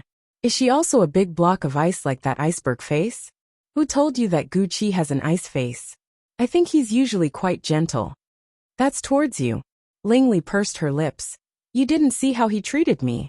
Then it must be because you did something that made him unhappy. Don't I know you? Hey! Ling Li couldn't help but shout.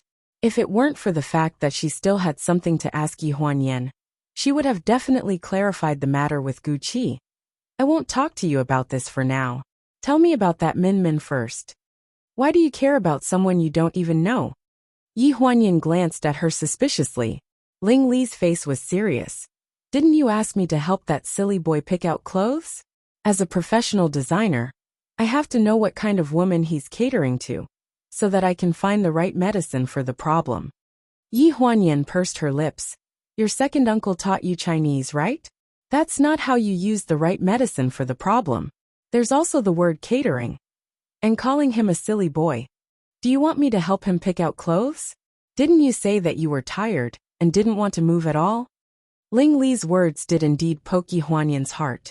She had been busy with meetings all day, and in the afternoon, she was caught off guard by Umbo's sudden change of mind. She just wanted to go home, eat, take a shower and sleep.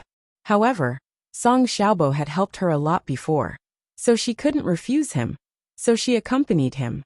Are you really interested in helping Xiaobo pick out clothes? Of course, why else would I come here with you? Then all right. Yi Huanyan told him about Gu Min's personality and preferences, thinking that it was worth a try. In fact, Gu Min was a very simple person. She did not dress up and always had short hair. She had never heard her brothers say that she liked anyone. In Yi Huanyan's opinion, this girl was a simpleton. She treated her two brothers the same, but she obeyed Gu Xinyan's orders. Could it be that she likes your brother? Gu Min is almost 20 years younger than my brother. If my brother was as fast as your father, his child would be as old as her. I heard that when she drowned when she was young, it was my brother who saved her. She was very stubborn. After that, she felt that her life belonged to my brother. She listened to whatever my brother said. What if your brother allows her to marry that silly boy? Who knows? Yi Huanyan thought about Gu Min's character and said, maybe she will agree. Wouldn't she be a fool? If you have the ability, say it in front of her face. She has been practicing kickboxing since she was young. It's not on the same level as your half-ass karate. Ling raised his eyebrows with an unconvinced expression on his face. At this moment, Yi Huanyan's phone suddenly rang. She took it out and looked at it. The caller ID was Ling Han. She glanced at Ling Li. Ling Li waved his hand and looked indifferent. Okay, if you have something to do, you can leave. I will accompany him to pick out clothes. Since she said so, Yi Huanyan did not stand on ceremony. She picked up the phone and walked out of the mall with her coat. Anyway, Gu Min would not meet Song Xiaobo for a while. If she really could not find a suitable one today, she could accompany him another day. Ling Han's call was probably related to Umbo. What's wrong? Where are you now? Ling Han's voice came from the phone. It was clear but gentle. Thinking of the scene before she left the house in the morning, Yi Huanyan felt her throat tighten and dry. I'm in the mall. I'm shopping with Song Xiaobo. Gu Min is coming back. He wants to buy a new set of clothes to see her. Ling Li is also there. I just came out of the hospital. The doctor said that Xiao Yu can be discharged from the hospital before the spring festival and go home to rest. I think Mom wants to stay in the old mansion. Second uncle's family is coming back too. I'm afraid we have to clean up Shiyuan. There's no rush. You called me just for this? Yi Huanyan pursed her dry lips. Why is Gu Min coming back?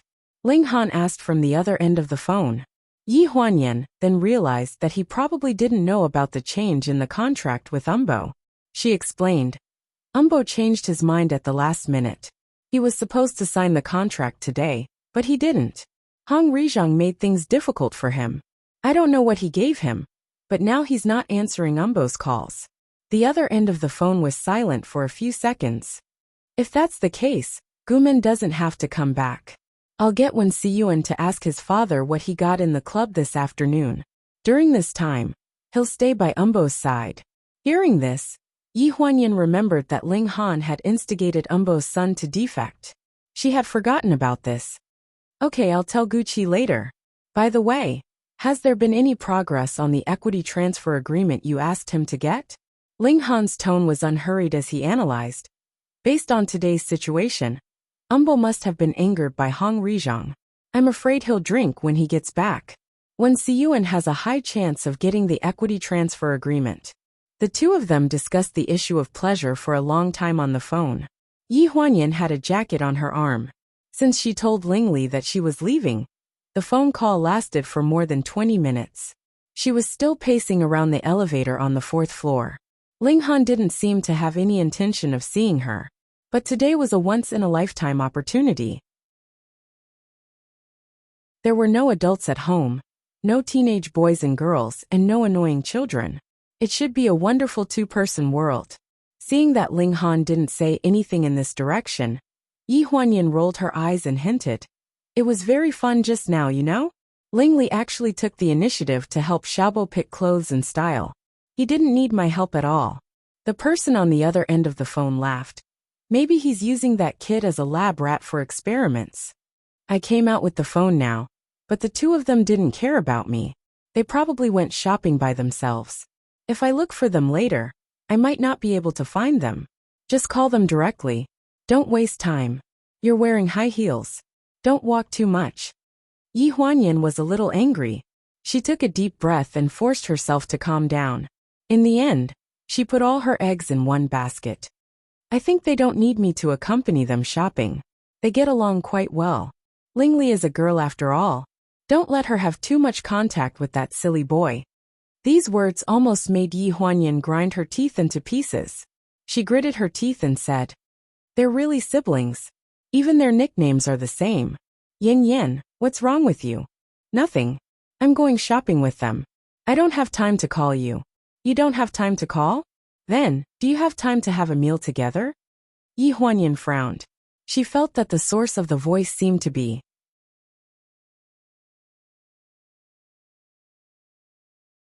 Chapter 539. Yi Huanyan turned around. Her movements were a little slow, because she felt that she might have heard wrongly. She wasn't sure if the voice she had just heard came from this direction. She turned around and saw him walking towards her in the slowly ascending elevator. There was a smile on his face, and it was full of love. Why are you here? She quickly walked forward, her eyes filled with joy. If I said that I was going to the company to look for you. But before I got out of the car, I saw you driving away and I chased you all the way. Would you believe me? Ling Han lowered his head to look at her and casually tucked a strand of hair behind her ear. She blinked, as if all the unpleasantness from the phone call had vanished in an instant. Really? Really? There was a traffic jam on the road. The car that followed you got into an accident at the intersection. My car was blocked behind, so I arrived at the mall 20 minutes later than you. Liar. You were 20 minutes late, but you knew that I was coming in the direction of the mall? There's a GPS in your car. It's connected to my car. Hey, you're following me, right? Are you afraid that I'll cheat on you? Yi Huanyan looked up and glared at him. This reminded Ling Han of when she had just entered university. She seemed to have asked a similar question. At that time, it was Ling Dongming and Jiang Milan who sent her to school. Before school started, she went to his room and asked if he was going.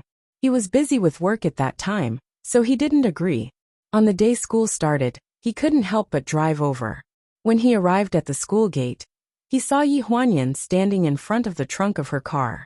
Her back was facing the school gate, and her hands were open like an old hen protecting its food, blocking Ling Dongming and Jiang Milan. He stopped the car and stood behind the huge stone lion statue at the entrance of their university. He could hear them clearly. You guys can stop here. I'll go in myself. At that time, Jiang Milan was stomping her feet. What are you doing? You still have a lot of luggage. You can't carry 2 suitcases. Ling Dongming smiled and tried to smooth things over. The girl has grown up. Nowadays, children are very particular about independence. Just let her be. I see that the boys in her school are quite diligent. There will always be someone helping her carry. Let's not get involved. Let's go. The mother and daughter were in a deadlock for a while. In the end, Ling Dongming dragged Jiang Milan away. As expected, not long after Ling Dongming left, a few older seniors surrounded Yi Huanyan and called her junior sister affectionately. Which department are you in? Art department. I'm also from the art department, a direct major. Let's go. I'll help you carry your luggage. Hey, Zhangbo, what art department are you in? Cough, cough. Me too. I'm in the same class as Zhangbo.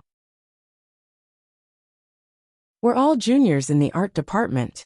We'll help you. At that time, Yi Huanyan was not stupid, but she knew how to pretend to be stupid. She had 2 suitcases and a backpack by her side, and she let the 3 seniors who pretended to be her direct major help her carry them. She did not expose such a clumsy lie. Ling Han was originally standing behind the stone lion.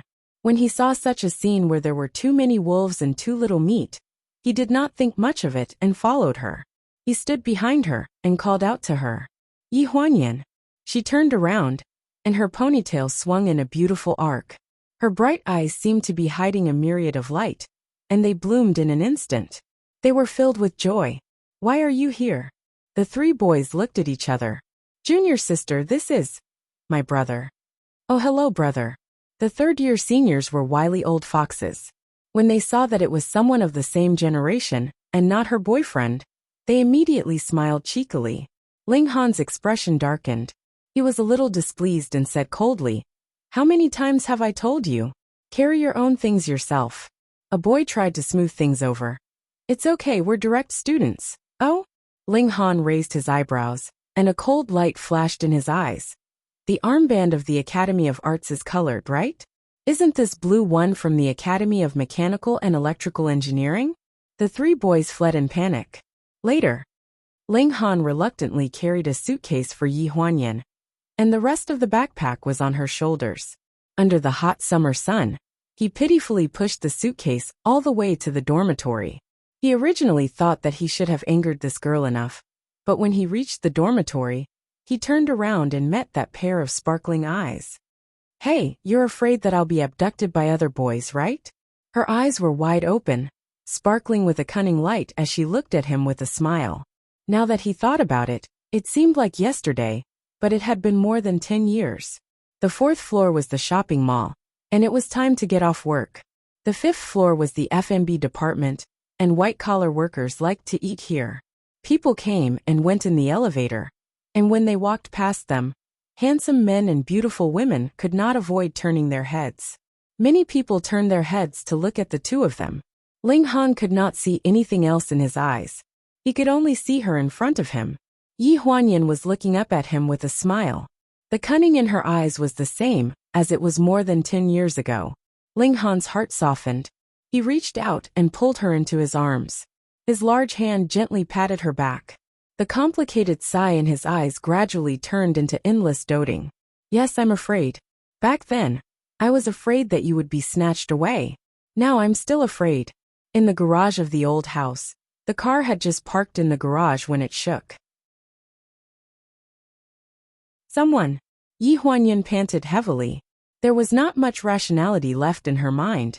Ling Han pressed the remote control, and the rolling door of the garage slowly fell down. The lights in the garage were not turned on. At this moment, the light at the door was blocked and gradually, only darkness was left. Yi Huanyan only felt that the breath beside her ear was getting hotter and hotter. Her earlobe was numb from being bitten. Her body was like a string, and it was very difficult for her to endure being teased. In the end, she could not help but let out a moan, and then her whole body went soft.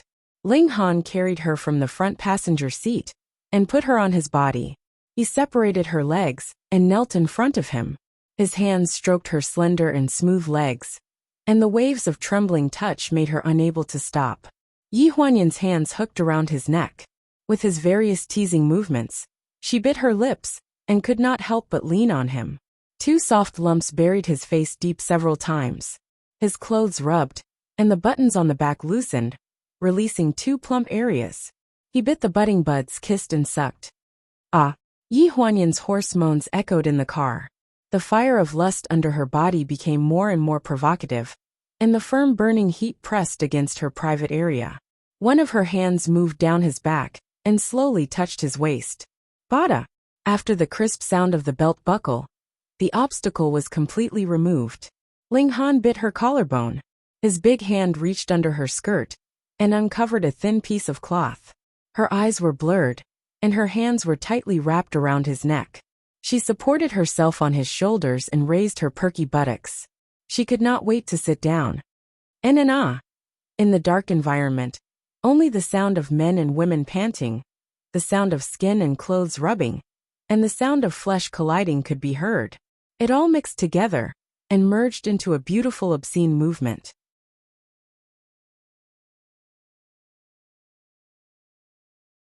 Chapter 540. After Ling Li came back by taxi, she entered the yard. There was no sound in the yard. Ling Han and Yi Huanyan's rooms were also dark. Before she returned to her room, she stood at the door for a while in doubt and looked down at her wrist. It was 8:30. She went to bed so early? In the villa of the Wen family in the western suburbs. After dinner, went into the study. Zhou Lan went upstairs after cleaning up the dishes. When she passed by the door of Wen Siyuan's room, she was pulled in by him. Her exclamation was drowned out by Wen Siyuan's hands. Are you crazy? She covered her chest with lingering fear. The old man is in the study next door. Wen Siyuan held her shoulder, regardless of her panic. After a hot kiss, he gasped. Lan, don't you want to help me? Zhou Lan was dizzy by his kiss, and her eyes were blurred. How can I help you? It's very simple. Wen Siyuan leaned close to her ear and whispered a few words. Zhou Lan frowned and stared at him for a long time. Do you really want me to do this? My father's study is locked all year round. If you don't use this method, there is no way to get in under normal circumstances. Lan, if you help me this time, you will save my life, my good Lan. If I help you this time, what about in the future? In the future, I will take you far away and leave this damn place. Don't you care about your father? This old man didn't care about my mother's life or death in those days. Why should I care about him? I only want you. Sweet talk was Wen Siyuan's specialty. In these years, there were many evil debts of romantic pleasure outside. There were many experienced people who fell into his hands. Except for those who were smart enough not to be fooled by him. Women like Zhou Lan who relied on men and had no ideas of their own were easily coaxed. At the moment, Zhou Lan went downstairs with a bowl of lotus seed soup and went into the study. Was not in a good mood today. He had drunk a lot of wine in the evening. At this moment he was sitting behind the desk, staring blankly at a pile of folders. His expression was very gloomy. Zhou Lan brought the soup over and brought it to the desk. "Hubby, this soup is good for sobering up. You won't have a headache tomorrow morning if you drink it." As she spoke, Zhou Lan placed the soup bowl in front of him. Her slender wrist was wrapped in a platinum chain. Looking up from her wrist, it was her jade-like arm. Umbo was a little absent-minded. He hadn't vented his anger after drinking. Now that he was drunk, he grabbed Zhou Lan's wrist and pulled her onto his lap. "Slut, why are you wearing such skimpy clothes here? Are you missing me?" A hint of disgust flashed through Zhou Lan's eyes. She lowered her head and pretended to be shy as she hammered Umbo's chest. "You're so annoying. You're drunk. I'm not going to be with you. Even if I'm drunk, I can still serve you well." As he spoke, Umbo's hand had already reached under her skirt and pulled down her underwear. He looked like he was ready to take care of her on the spot. Zhou Lan clamped her legs together to prevent him from moving. She hooked her arms around his neck and drew circles on his chest with one hand. She said coquettishly, "I still want to serve you well. Aren't you unhappy today?" Umbo's heart skipped a beat. While he was in a daze, he saw her crawl up from the side. Her two legs were on either side of his waist. A pair of hands painted with red fingernails unbuttoned his shirt.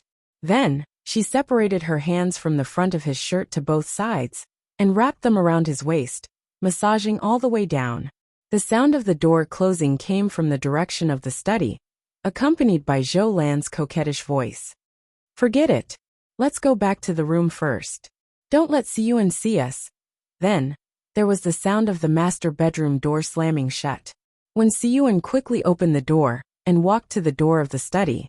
As expected, he twisted the handle of the study door effortlessly and walked in a flash. Umbo's seal had always been kept in the drawer of the study. It was not taboo for him. However, he usually locked the door when he left, so he did not know where to start. This was a rare opportunity. He pulled open the drawer and quickly found Umbo's personal seal. He stamped the transfer of shares. He squatted behind the desk and looked at the signed transfer of shares. He heaved a sigh of relief. With this, he could pay back the debts he owed outside. He no longer had to hide from his enemies. Just as he was thinking, with a loud bang, the door of the study smashed into the wall. When Siyuan's throat tightened, his feet seemed to be stuck to the carpet, and he could not move an inch. "Come out." The old man's voice was unusually cold. It did not sound like he was drunk at all. When Siyuan swallowed hard, he knew that he could not hide, so he could only slowly stand up.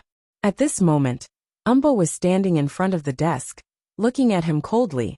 "Take out the thing in your hand." An equity transfer letter stamped with his red seal. He could not deny it. "Dad, listen to me. I was also forced to do this. It was Ling Han who forced me to do it." "Did he force you, or did the casinos in Macau force you?" Hearing the word casino, when Siyuan's face turned pale, his legs went soft, and he knelt on the ground. He held the corner of the table and stumbled, "Dad. You know. You went to Macau to help a friend deal with business." Umbo sneered. "I didn't know when you had business friends in Macau. Over the years, how much money did you lose outside? Do you really think I don't know? How much did you lose this time?" "Not much, no." When Siyuan lowered his head and did not dare to speak. "Is it 10 million or 20 million? Speaking of this, Umbo took a deep breath. His face suddenly changed, and he slammed the documents on the desk toward Wen Siyuan's head. "What kind of benefits did Ling Han give you? Why are you siding with an outsider and helping others scheme against your own father?" I was wrong, Dad. I was at my wit's end." When Siyuan lay on the ground and begged for mercy while hiding, "If those debt collectors find me, I will lose my life, Dad. There's no way out." The last stack of documents slammed on Wen Siyuan's head. The sharp edge of the folder brushed his forehead, leaving a blood stain. Soon blood beads oozed out, which looked very shocking. Even though he was extremely angry in his heart, Wen Siyuan was ultimately his only son. Hence, Wen Bo ultimately did not harden his heart to continue scolding him. Instead, he fiercely glared at the latter and said, "You brought this upon yourself. Don't you know that Huan Yu is now tied to the same rope as us? If we don't have Huan Yu, Ling Han will hate us to the core. When the time comes, the two of us will be eaten by him, until not even our bones are left." When Siyuan lay on the ground with snot and tears streaming down his face, he touched his face, which was covered in blood. He wailed even louder. "Dad, I was wrong. I really know I was wrong. Dad!" "Shut up." When Bo kicked him in exasperation. Ling Han is also unscrupulous in order to get back pleasure. First, he let Su Nianhua pretend to be good, and then he instigated you, a disappointing thing. Su Nianhua. When Siyuan's sobbing voice suddenly stopped for a few seconds, he looked at Umbo with a puzzled face. How can Ling Han and Su Nianhua be together?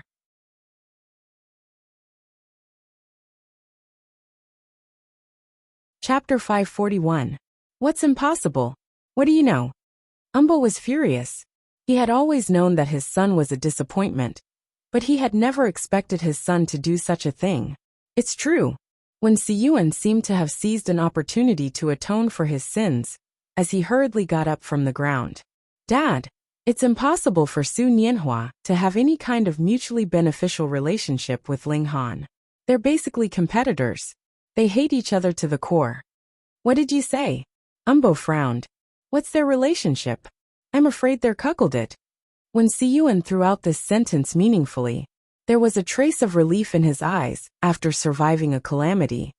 "Dad, if you're doing this business with Su Nianhua, you definitely don't have to worry that he'll help Ling Han take revenge on us.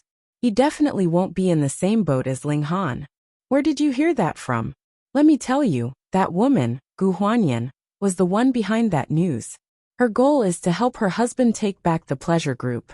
When the time comes, we won't even be able to stay in Lanjiang. Do you know that?" Umbo still didn't believe him. After all, in the information that Hong Rizhang had given him in the afternoon, one of them showed that Su Nianhua's relatives overseas weren't close. His uncle and his father had a grudge in the early years, so much so that Su Nianhua's uncle didn't even show his face when the Chao Lu Corporation was in debt crisis, let alone ask him to help buy the pleasure group. The other was the news of Su Nianhua's extramarital affair that had caused a stir for a few days. That news was exposed by Fengxing Entertainment. The strange thing was that Lei Ling and Fengxing Entertainment, like the Gu Corporation, were not in a hurry to suppress the news. Ling Han did not do anything at all. He waited until the news reached a certain height in the media before releasing a clarification announcement. This was not the Gu family style at all. "Dad, I'm telling the truth. That day, I heard Ling Han say it himself. His wife cheated on him. He said that he had to swallow his pride in order to wait for the day when he would take back his pleasure." When Siyuan's confident words made Umbo frown, a trace of doubt flashed in his heart. "When did this happen?" "Just a few days ago. I just came back, at a nightclub." When Siyuan's voice became softer. "I met Ling Han at the nightclub, and he let it slip. He said that he and Gu Huanyan are not as harmonious as they seem on the surface. It's true." Hearing this, Umbo was silent for a few seconds and looked at Wen Siyuan thoughtfully. If what Wen Siyuan said was true, then the possibility of Ling Han being the one behind Su Nianhua's proposal was very small. Then who was the one behind him? "Get up." He retracted his gaze from Wen Siyuan and walked towards the back of the desk. Wen Siyuan hurriedly got up from the ground, turned around and looked at Umbo respectfully. "Give it to me."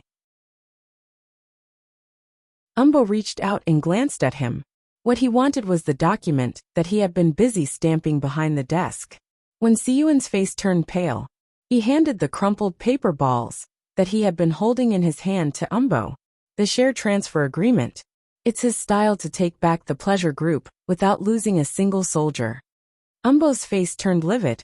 He glanced at Wen Siyuan and said with disappointment, "If your brain was half as good as Ling Han's, I wouldn't have to be on tenterhooks every day." Wen Siyuan kept quiet and lowered his head, not daring to speak.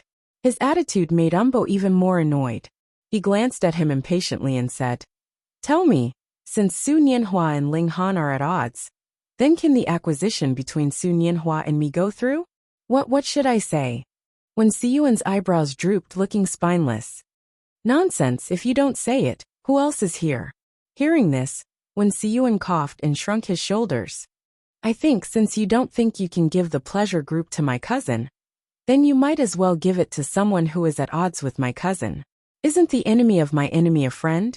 Since my cousin is at odds with Su Nianhua, and we are at odds with my cousin, then we are friends on the same side as Su Nianhua. Don't you think so? Normally, Wen Siyuan would be full of confidence when he said this. But today was different.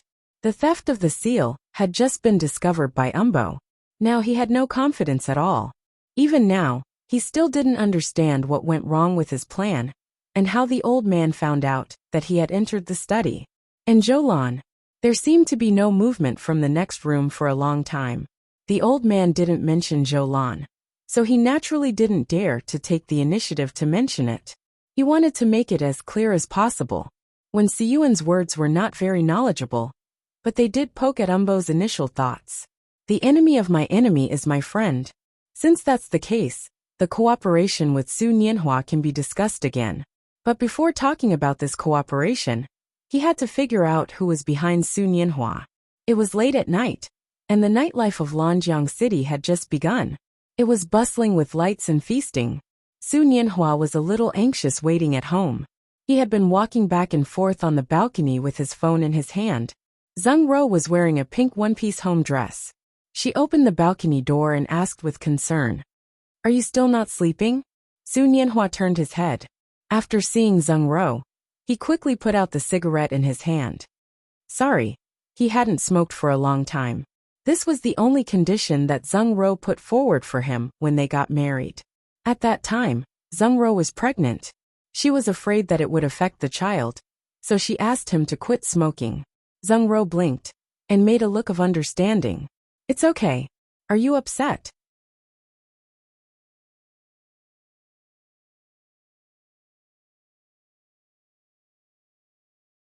Chapter 542. It's been so long since the winter holidays started. I should take her out to play. Once I'm done with my work, we'll go for a holiday. It's okay. It's a waste of time and money. I'll take her to the amusement park. You go do what you need to do. Didn't Brother Lei accept a TV series for you? Take advantage of the popularity and act in some children's dramas. It'll be helpful for you. Except for the matter with Yi Huanyan. Zheng Ro had always been very generous and virtuous. She had always been impeccable. For the past few years, even when he went out for commercial performances during the Chinese New Year, and did not stay at home with them, Zheng Ro had never complained. Thinking of this, Su Nianhua felt a little guilty. He pulled Zheng Ro into his arms and said tenderly, "The TV series hasn't started yet. Even if it has, we'll just ask for leave from them. During the Chinese New Year, we'll go to the Maldives. Haven't you always wanted to go? Bring Jingjing along, and we'll make up for our honeymoon." Zheng Ro leaned on his chest and smelled the faint smell of tobacco on his body. It was mixed with the fragrance of the shower gel. She couldn't help but blush. Even though they had been married for so many years and their child was already so big, she still admired Su Nianhua. It was still the feeling of her heart beating nonstop when she saw him affectionately sing a love song on TV for the first time. So she agreed in a daze. After that, she suddenly came back to her senses. That's not right. Before they got married, they had agreed to go to Iceland for their honeymoon. It's fine if they change places, because I went to Iceland before. But why do they have to bring their child along for their honeymoon? What happened to the two of us? The next morning, the sky was clear and the weather was cool. The weather forecast said that it would snow at night, but there were no signs of snow during the day. The sun was warmer than usual, and it melted most of the snow on the ground.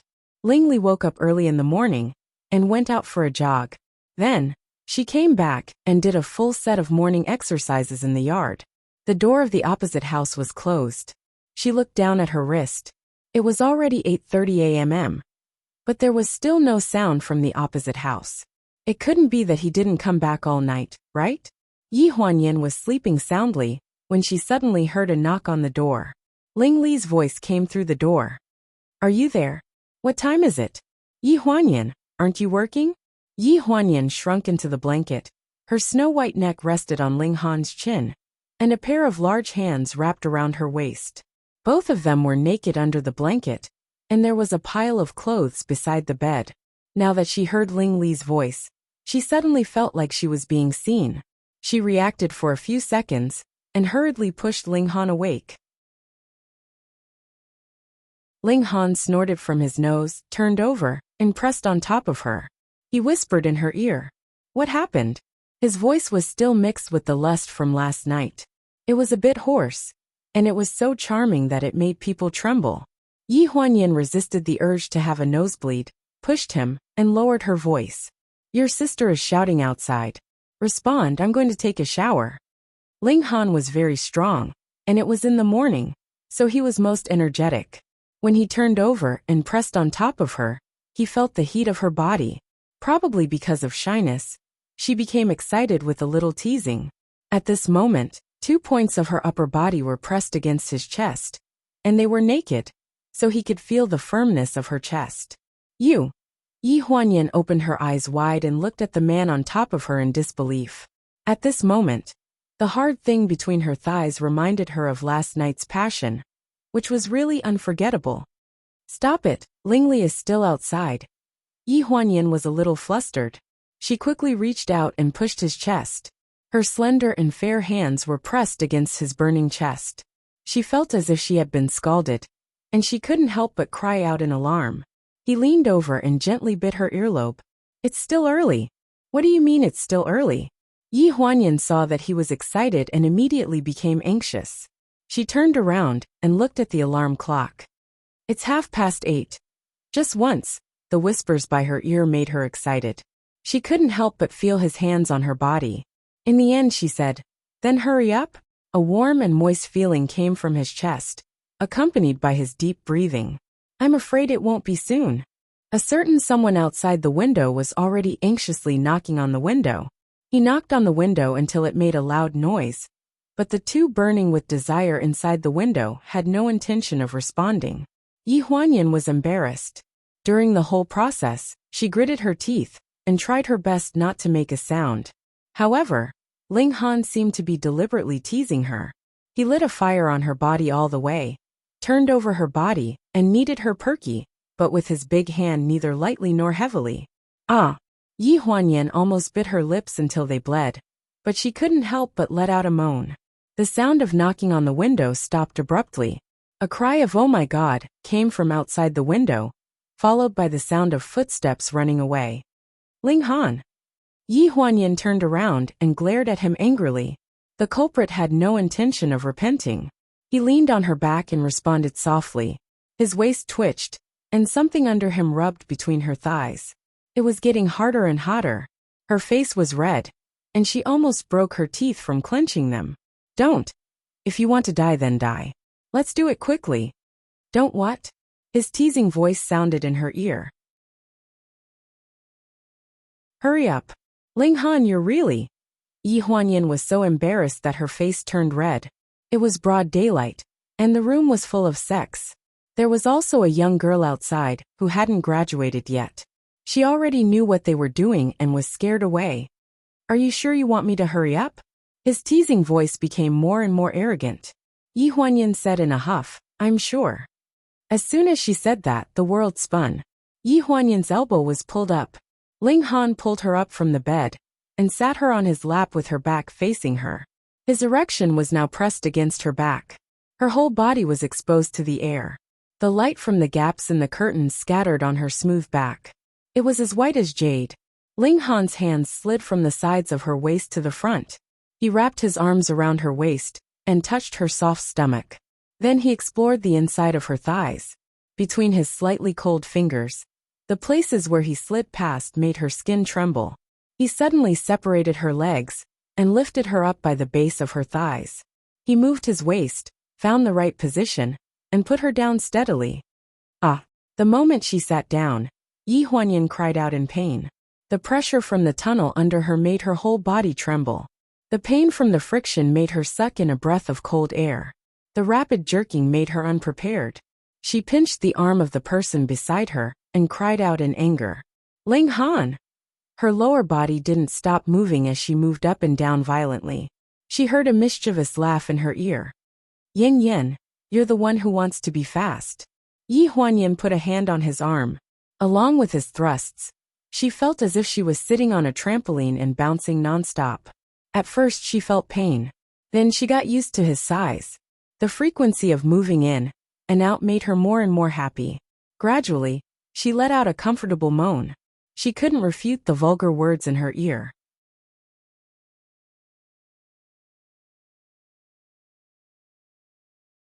Chapter 543.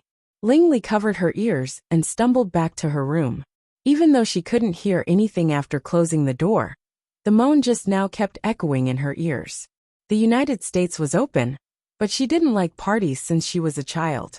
She would rather stay at home and play games than go out, so she didn't have many friends. Even if she had suitors, they would be rejected by her with a look of disdain. Therefore, at the age of 20, it was the first time she had heard of such a thing in person, except for the compulsory physiological education classes in school. Except for Ling Dongyu and Ling Zhan, she had very few chances to have contact with an adult man, and it could be said that there was no intimate contact. However, the moan just now reminded her of the situation in Yi Huanyin's office the previous morning. That man had a fainting smell that was different from others. It was a little cold, and the entanglement of their limbs was very overbearing. For the first time in 20 years, she experienced this kind of overbearing and contemptuous treatment. Lingli sat down on the bed, her face red. God, why did she think of that damn iceberg face?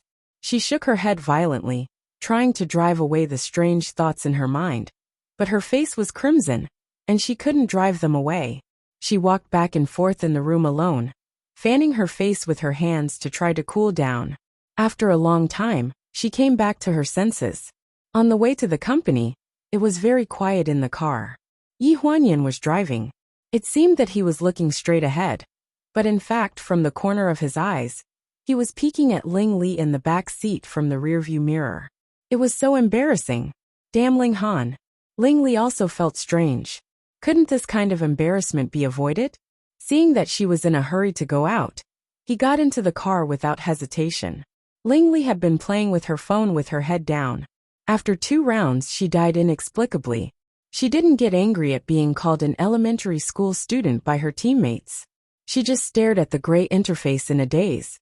The two of them arrived at Haiyan Media with their own ulterior motives. After getting out of the car, Ling Li followed Yi Huanyin into the office and coincidentally bumped into Gu Qi, who was carrying a stack of documents out of the office. When he saw Yi Huanyin, he respectfully greeted her, and then followed them into the office. When he saw Gu Qi, Ling Li felt inexplicably irritated. After entering the office, he found the furthest sofa and sat down, not even looking at him. After listening to Gu Qi's instructions, Yi Huanyin glanced at the corner of the sofa and coughed dryly. Ahem, that Ling Li followed Gu Qi to look for a laptop later. It's up to you whether you want to go upstairs to the apartment or stay in the office. No need. I'll ask Brother Zhang to find me a laptop. I don't need him. Ling Li hurriedly waved his hand. Gu Qi raised his deep eyes and glanced at her. If you're talking about Zhang Bo, then let me tell you. He's on leave today and is not in the office. If you want a laptop, come with me. If not, stay here and don't go anywhere. Don't disturb the other employees in the company. Ling Li, who originally had the mentality of hiding if he couldn't provoke Gu Qi, instantly collapsed when he saw Gu Qi's attitude. Ling Li almost jumped up from the sofa. What do you mean? Who am I disturbing? Don't complain first and blame me. Yi Huanyin, don't listen to him. Gu Qi's expression was cold. He turned around and glanced at Yi Huanyin. President Gu, I'll go back to work first. Hey, what do you mean you? Ling Li shouted in the direction where Gu Qi left. Ling Li, that's enough. Yi Huanyin helplessly interrupted Ling Li's roar. She gently comforted him. This is my office. Give me some face. Stop fooling around. Hurry up and follow him. Ask Gu Qi to find a laptop for you. After that, go play by yourself. Why are you arguing with him? He's 10 years older than you. Ling Li jumped down from the sofa. He put on his shoes angrily and slammed the door. Who wants a laptop from him? If not, I'll find an internet cafe. Looking at Ling Li's back as he slammed the door and left, Yi Huanyan swallowed the words she wanted to say. There was really no internet cafe within a few miles of here. In the business center, every inch of land was worth an inch of gold. Besides, white-collar workers did not have time to play children's games in internet cafes. In this place, internet cafes really could not survive. If she did not lower her head now, she might have to kneel down later. Yi Huanyan did not care too much about Ling Li's matter. After all, he was an adult and could be responsible for himself. She lowered her head and looked at the contract that Gu Qi had just sent. Her face returned to a serious expression. Before she left in the morning, she received a call from Su Nianhua. He said that Hong Rizhang had taken the initiative to look for him and wanted to ask him out for a chat. What to talk about? Naturally, it was about the acquisition. As for the contents of the folder, it was still unclear. What attitude should I take this time? On the phone, Su Nianhua was a little nervous. After all, he was not a businessman and lacked experience in negotiations. He was already caught off guard when Hong Rizhang suddenly stood him up. After only one night, the situation changed again. He did not even have time to prepare. Just like before, don't show an angry or eager attitude.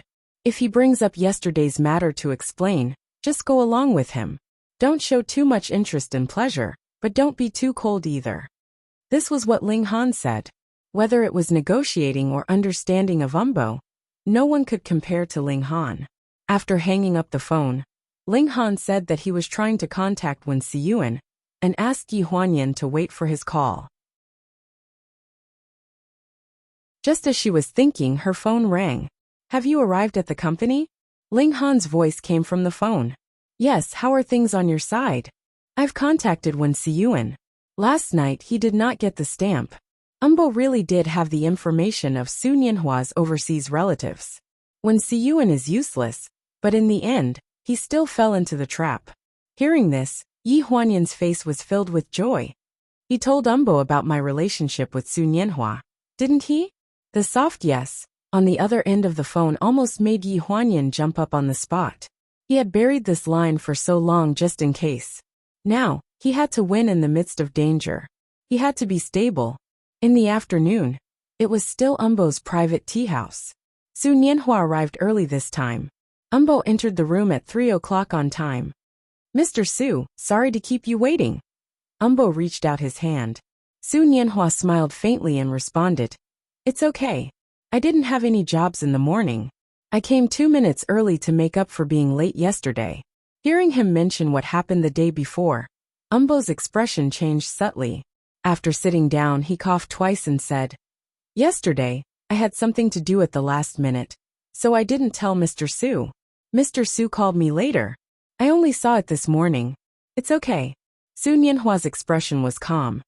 I was just entrusted by someone. I don't care if this matter is successful or not. It's just that it's quite rare to be able to make a friend like Mr. One. Entrusted by someone. Umbo's tone suddenly became cold, and he sneered.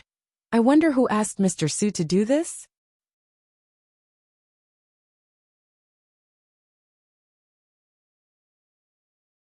Chapter 544. When Umbo asked this question, Su Nianhua looked surprised. I wonder what Mr. Wen means. He knew very well that Umbo had suddenly stood him up yesterday and refused to answer his call. It was not a lousy excuse like he had something on at the last minute and did not have his phone with him. Umbo's eyes turned colder. A straightforward person doesn't do underhanded things. My arrival today doesn't mean that our cooperation can continue. After all, I don't even know who I'm selling pleasure to. This is too laughable.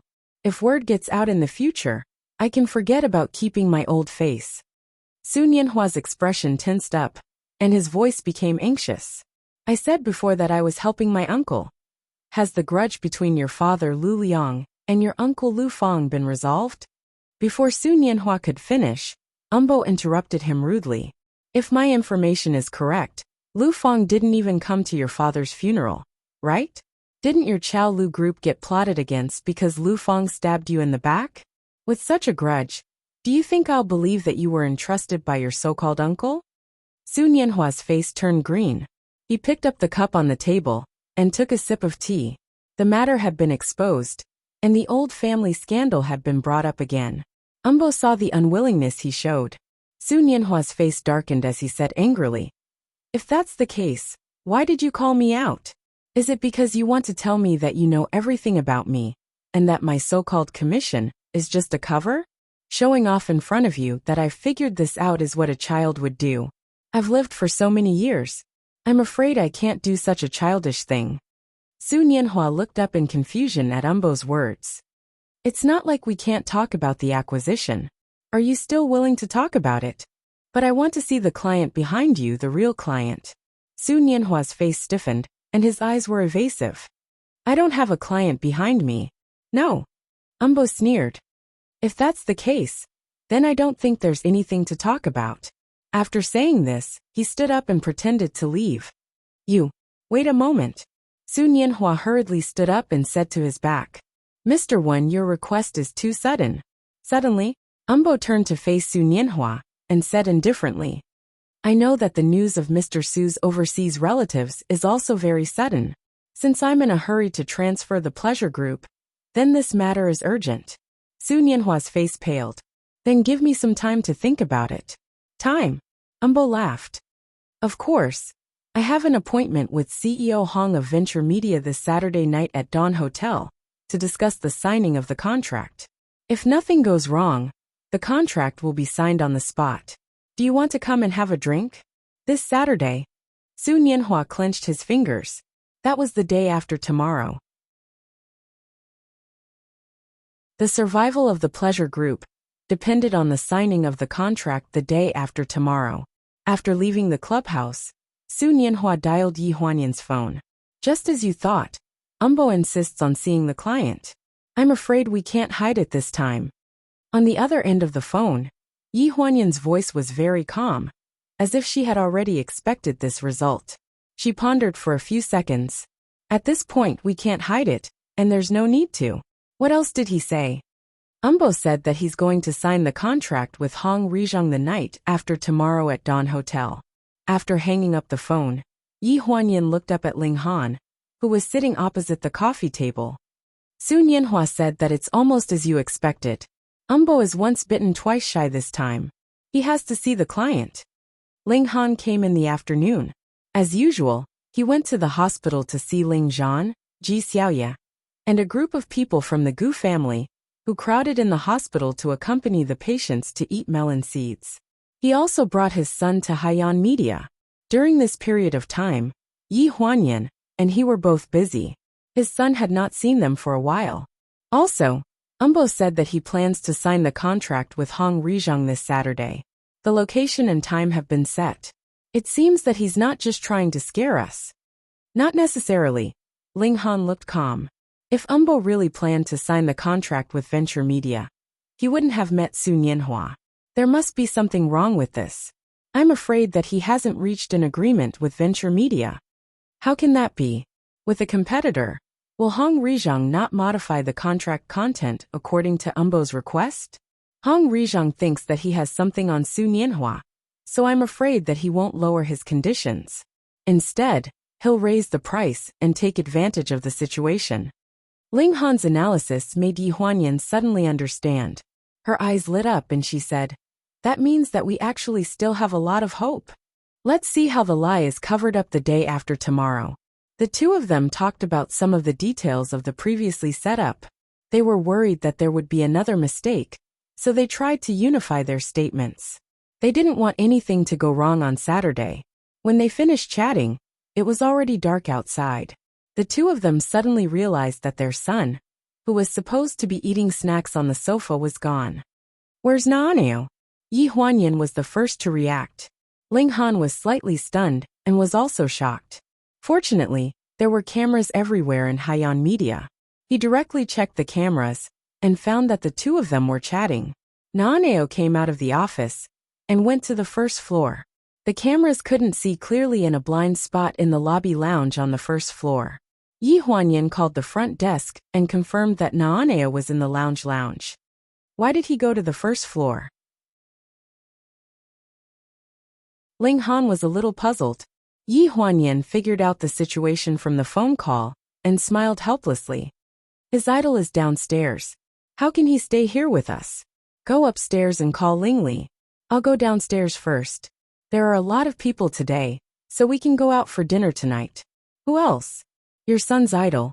As for the fact that Nao's idol was that shameless young man, Song Xiaobo, Ling Han was very unwilling to accept the reality. After all, he had spent a lot of effort just to barely make his son look at him in the eye. And this Song Xiaobo had become his son's idol just because he knew how to type a few codes. Most importantly, after his son saw his idol, he directly ignored him, his father, and kept sticking to Song Xiaobo, refusing to leave. He kept calling him master master. This made Ling Han very depressed. Ling Li and Song Xiaobo got along well. The two of them seemed to have a lot in common. During dinner, Song Xiaobo kept asking about various ways of dressing, while Ling Li talked about games. The two topics were completely unrelated, and so they chatted until the end of dinner. You're not interested in games? When it was time to pay the bill, Ling Li seemed to have realized something. He followed behind Ling Han and suddenly asked Song Xiaobo this question. Song Xiaobo habitually pushed up his glasses before answering the question, but today he pushed nothing. He suddenly remembered that Ling Li had brought him a pair of invisible glasses yesterday.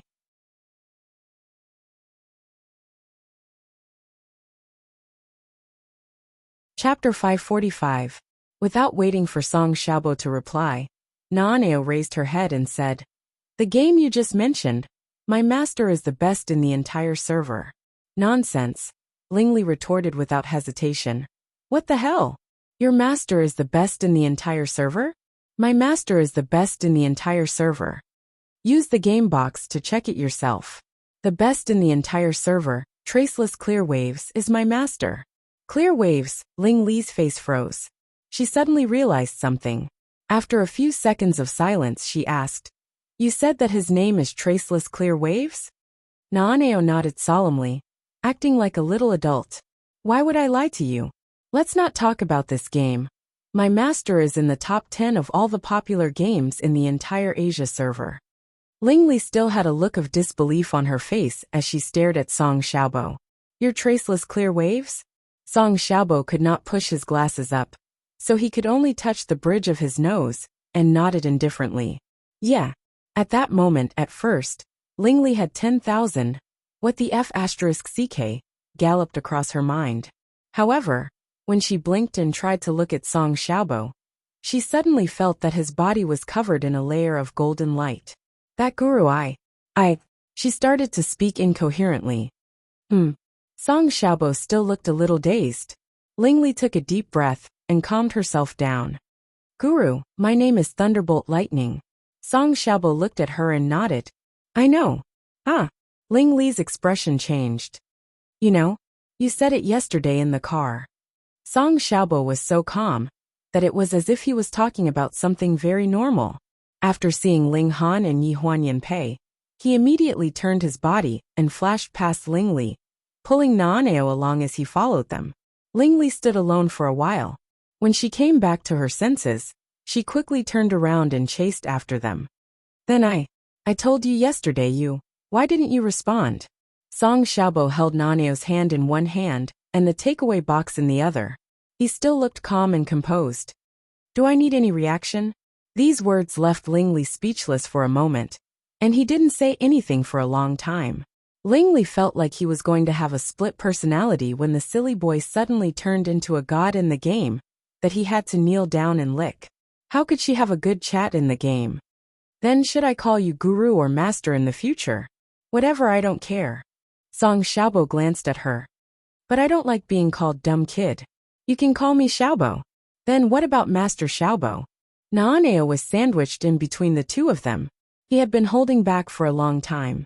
When he heard this, he immediately rolled his eyes ruthlessly. "He sounds like a driver." "Brat." Ling Li glared at him and put her hands on her hips. "Is there a parent controlling you? Why are you pestering my master?" Naoneo frowned and said unhappily, "Come on, this is my master. Also look at you and look at me. It's really obvious who's the brat." As he said that, He even squeezed Song Xiaobo's hand tightly as if he was demonstrating. If you're so capable, you should hold my master's hand too. You. Ling Li raised his hand, wanting to slap this damned child to death. However, because his parents were right in front of him, and he still had to hitch a ride home later, he angrily retracted his hand halfway through. I won't go with you. Song Xiaobo sent Naaneo to the car, and turned to greet Ling Han. I have an appointment with an agent to look at a house.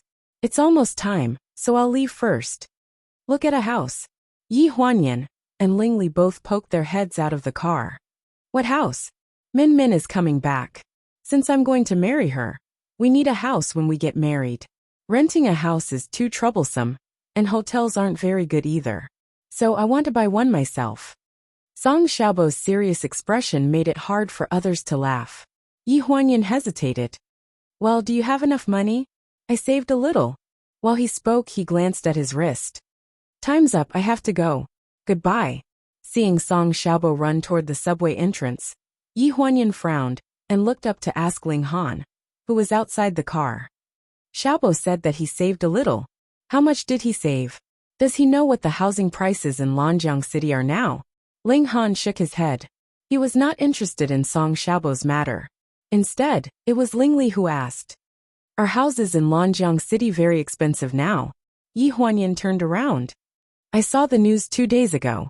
The average price of a normal house is more than 50,000 yuan per square meter. If you buy a house in the city, it's more than 80,000 yuan per square meter. A small single apartment costs 2 to 3 million yuan. So expensive. Ling Li frowned. Then that's stupid. What does Xiaobo do for a living? Is he just an ordinary programmer in your company? How's his income? He doesn't have a job. He's only working in my company in name. Right now he's living in a hotel. Gu Qi is renting it for him on a yearly basis. He usually eats at the hotel, so he doesn't spend much. However, he seems to have a part-time job, probably something like a programmer. I'm not sure what he does exactly, but he's not short of money. Then can he afford a house? This? Yi Huanyan thought for a while and suddenly realized that something was wrong. She turned around and said, Why are you suddenly so concerned about whether he can afford a house? Do you have a crush on him? Hearing this, Ling Li's face turned red. What? No, I don't. Naaneo, who was beside him, did not mind the commotion. You're blushing. I'm not. You are. Yi Huanyan and Ling Han looked at each other with smiles in their eyes. The car was filled with noise.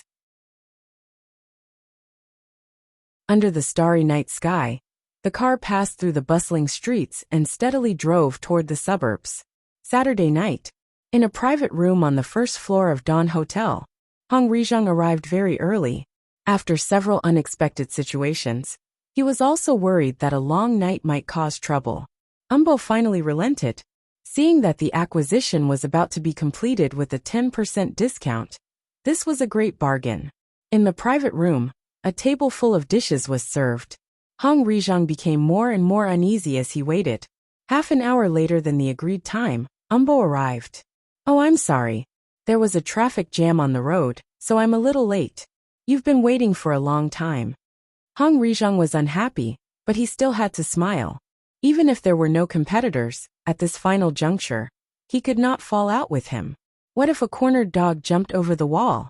It's okay, you're an elder. Although I call you old brother, you're dozens of years older than me. It's only right for me to wait for you. You're saying this much better than before. Umbo nodded, looking very much in agreement. I've always felt that you're a little too thick-skinned to call me old brother. Hong Rizhang frowned, and there was a hint of dissatisfaction in his eyes. He took a deep breath and slowly exhaled, suppressing his emotions. The dishes are cold. President Wen, why don't we sign the contract first, and then have a few drinks? No rush. Umbo glanced at him. I have a friend coming.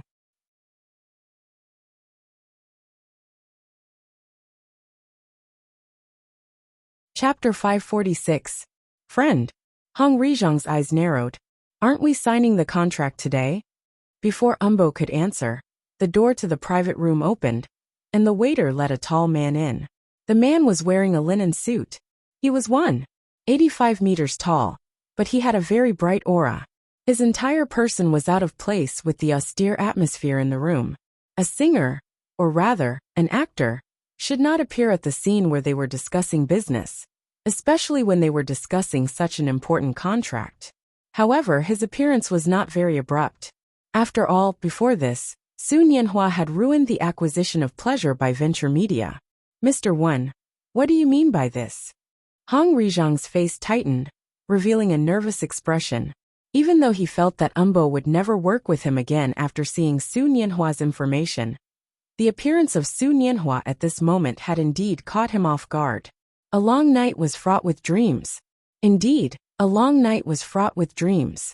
This is the friend I want to introduce to you. Mr. Su is famous, and CEO Hong is also a celebrity in the industry. Even if the two of you didn't know each other before, you should be familiar with each other, right? Umbo seemed to be happy to see such a scene. The two sides were fighting over the prey, and the prey was in his hands at this moment. He enjoyed the feeling of controlling the situation. Hong Rizhang's face had already fallen, but Su Nianhua smiled calmly. Mr. Wen, I've brought the person you want, but I'm afraid there are outsiders present, so I need to talk to you in private. CEO Wen, don't forget that the purpose of today's meeting is to sign the contract with me. Don't listen to others and forget what happened before. There are only 0 and countless times of deception. I've waited for you here for so long, so I'm considered sincere. Hong Rizhang was obviously anxious and began to sow discord. Although there was nothing wrong with what he said, Umbo was a person who cared about his reputation. Previously, he had been very secretive about being cheated by Su Nianhua. Now that Hong Rizhang directly brought it up, he was even more embarrassed. His expression darkened. It's up to me whether to sign the contract or not, and who to sign the contract with. Mr. Hong, if you have the patience, you can wait here. If you don't, you can leave now. This meal is on me. I can still afford it. Hong Rizhang's face stiffened. He knew that he had misspoken, but the words that had been said were like spilled water. At this moment, no matter how hard he tried, he could not take them back. By the time he came back to his senses, and wanted to change his words, Umbo had already angrily followed Su Nianhua out of the room and headed next door. Who was the person behind Su Nianhua? He wanted to see for himself. The waiter opened the door, and Su Nianhua stepped aside. Mr. Wen, please. Wenbo smiled and said as he walked, yes. In terms of quality, Hong Rizhang, who came from the grassroots, can't compare to you guys. Look at what he said just now. It's not like him. In any case, I'm a few years older than him.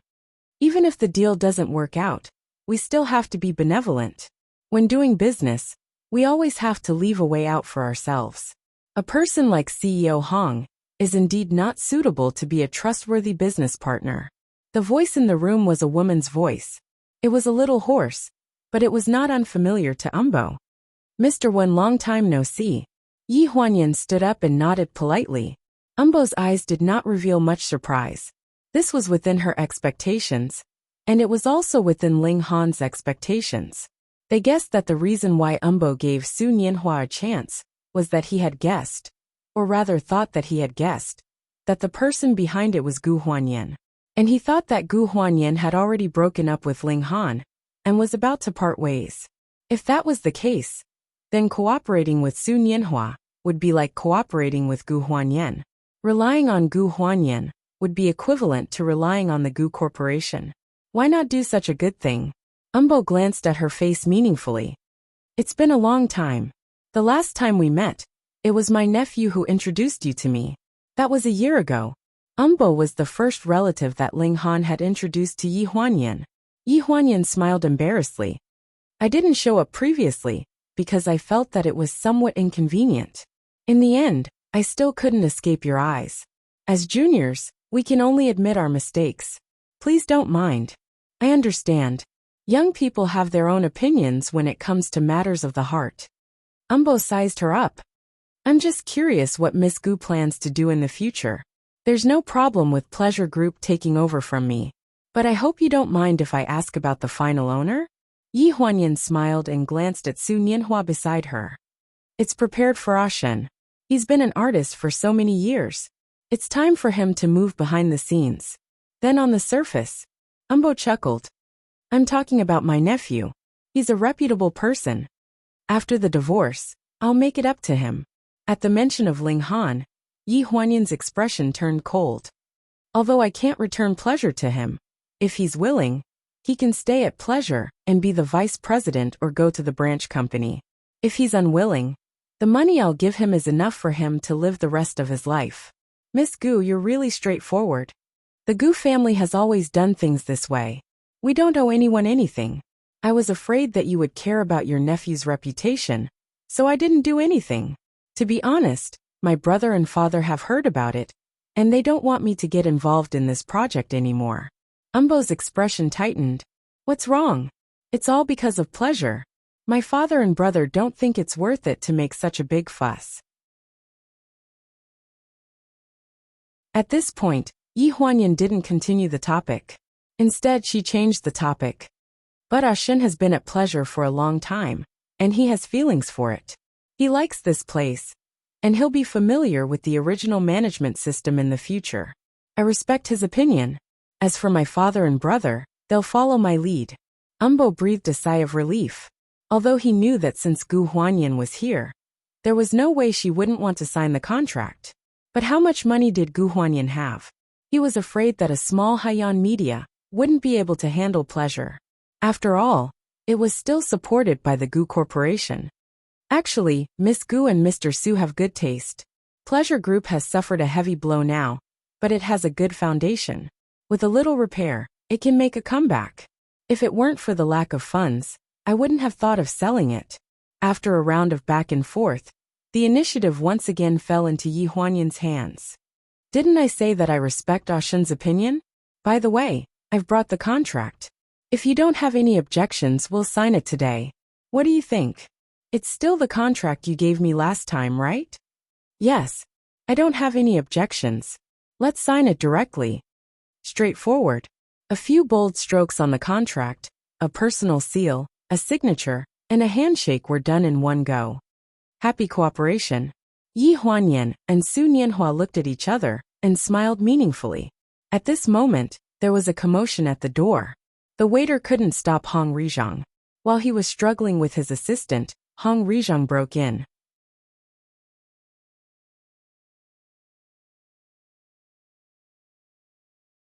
Chapter 547. When Hong Rizhang rushed in, Yi Huanyan was shaking hands with Umbo.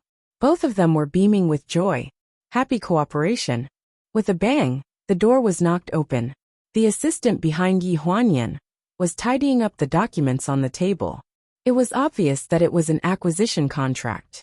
The ink on the side had not been cleaned up, so the whole scene was clear at a glance. Hong Rizhang's face suddenly became livid, and he said angrily, Umbo, you old thing. Are you playing with me? Umbo's face tightened, and his face sank in an instant. Hong Rizhang, watch your words. In front of so many people, being criticized by a junior like this would make anyone lose face. Not to mention that Umbo had always cared about his face. Hong Rizhang completely turned against Umbo. He walked to him in 2 or 3 steps, grabbed his neck collar and roared, You old thing, I've tolerated you for so long, but you dare to play with me today, *king. While speaking, he raised his fist and hit Umbo in the face. Hong Rizhang was born in the grassroots. In his early years, he came from the countryside. In the end, he had no culture, and his behavior was vulgar. After several times, he ran errands for people in the newspaper office.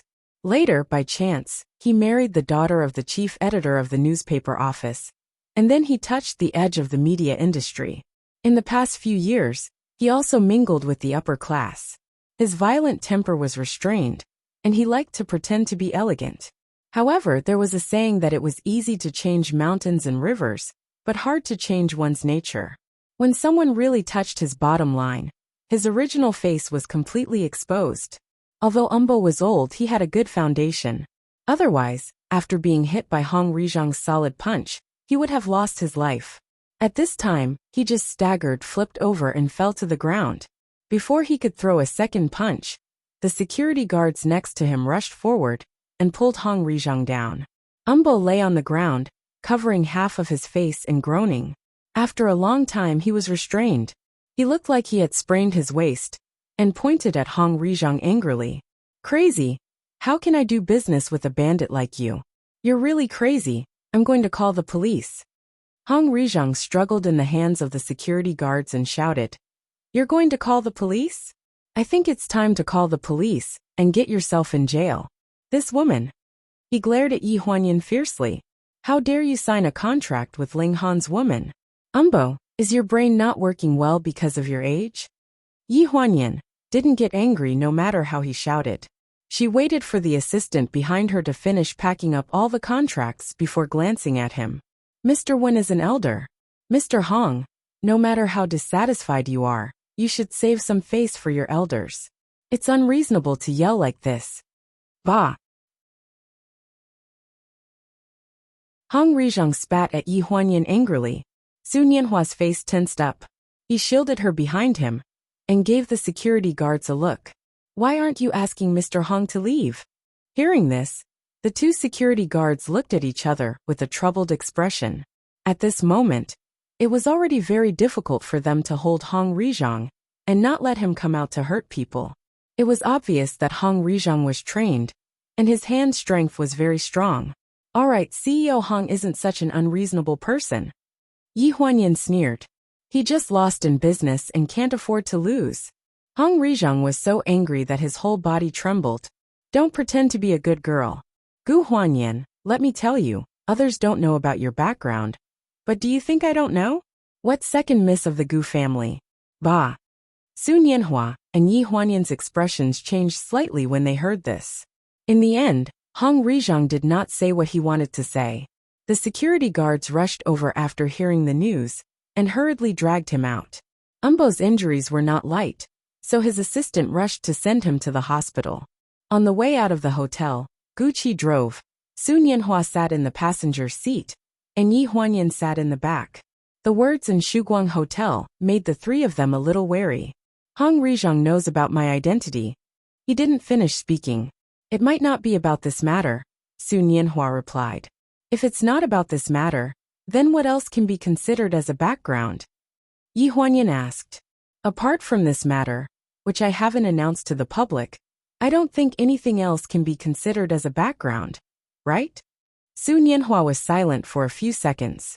He seemed to have suddenly thought of something and turned around. No wonder he was so sure that we were acting and spent so much effort to find my overseas relatives. Yi Huanyan nodded. The show they had put together back then was enough to pass off as real. From the TV interview to the private contact, if the news had not been suppressed in time, it would have almost become a major scandal of the male star of the year. However, Hong Rizhang saw that something was wrong at first glance. In such a short time, he directly started with Su Nianhua.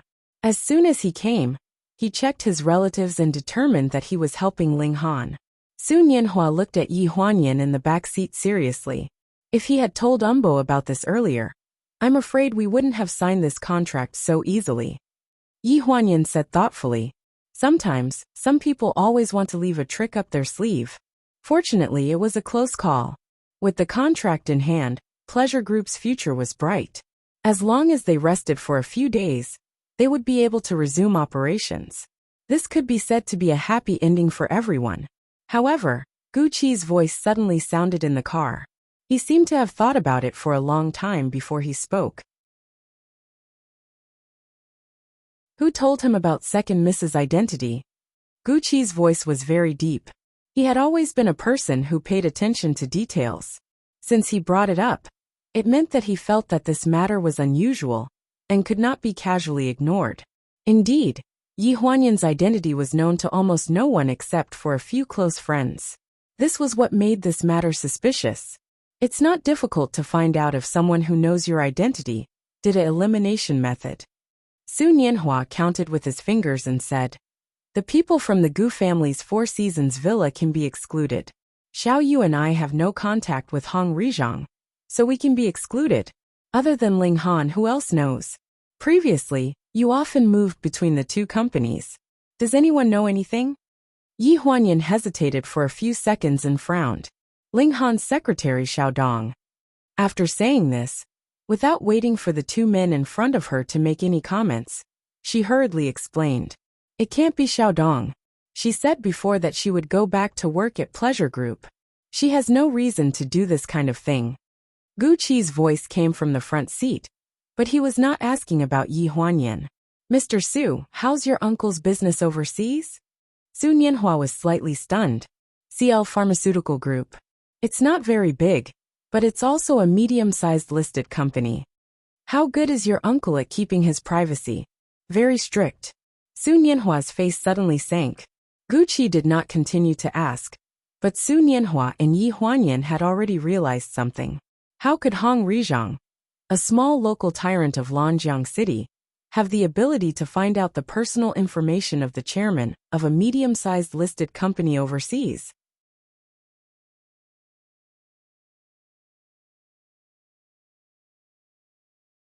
Chapter 548.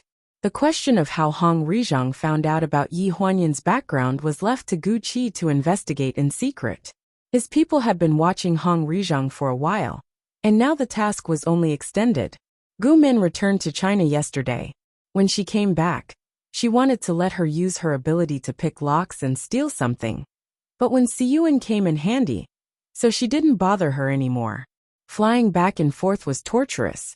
So Yi Huanyan decided to let her stay in the Gu mansion for the spring festival. There were a lot of people, so she could help the old and young. After getting the contract, everything was left to Ling Han. He had the final say on how to deal with his ambitious uncle and cousin. Yi Huanyan didn't have the mood to care. Later, Ji Xiaoya and Ling Zhan were discharged from the hospital on the same day, so the whole family was so busy. When they were finally done, Ling Li tore a page from the calendar on the wall of the Gu mansion. He suddenly realized that it was already the 20th of December. It was almost New Year's Eve, but they hadn't cleaned up, let alone buy New Year's goods. The Gu family was definitely going to spend New Year's here this year, and Ling Dongyu's family was also coming back. The second young mistress of Shi Yuan was old, and wanted to return to Shi Yuan for a long time. So this New Year's was destined to be very lively. It's already the 20th of December. Who's going to buy New Year's goods and spring festival couplets? At night, the whole family gathered in the dining room to eat hot pot. When he mentioned this, everyone looked at each other. No one wanted to take this job. Anyan, starting with her son, when he glanced at Gu Xinian. Gu Xinian was picking food for his precious wife, who was trying to stop the fight. Hearing this, his expression didn't change. I still have some things to do in America. I have to go back tomorrow. It'll be good if I can make it back on New Year's Eve. Then what about Yan Yan? When Yi turned to look at her daughter, who was sitting beside Ji Xiaoya. My movie is still in the promotional period. We still have to catch up with the Lunar New Year slot. This is the last wave of publicity. If we can't keep up, the box office won't meet our expectations. The team will be disappointed. After throwing out such an excuse, Yi Huanyan glanced at the table with a smile. I'm treating everyone to a movie on the first day of the new year. I've booked the entire theater. Even Yi Huanyan herself hadn't watched Remaining Life in its entirety in the cinema since its release. She wanted to wait for the whole family to see it together.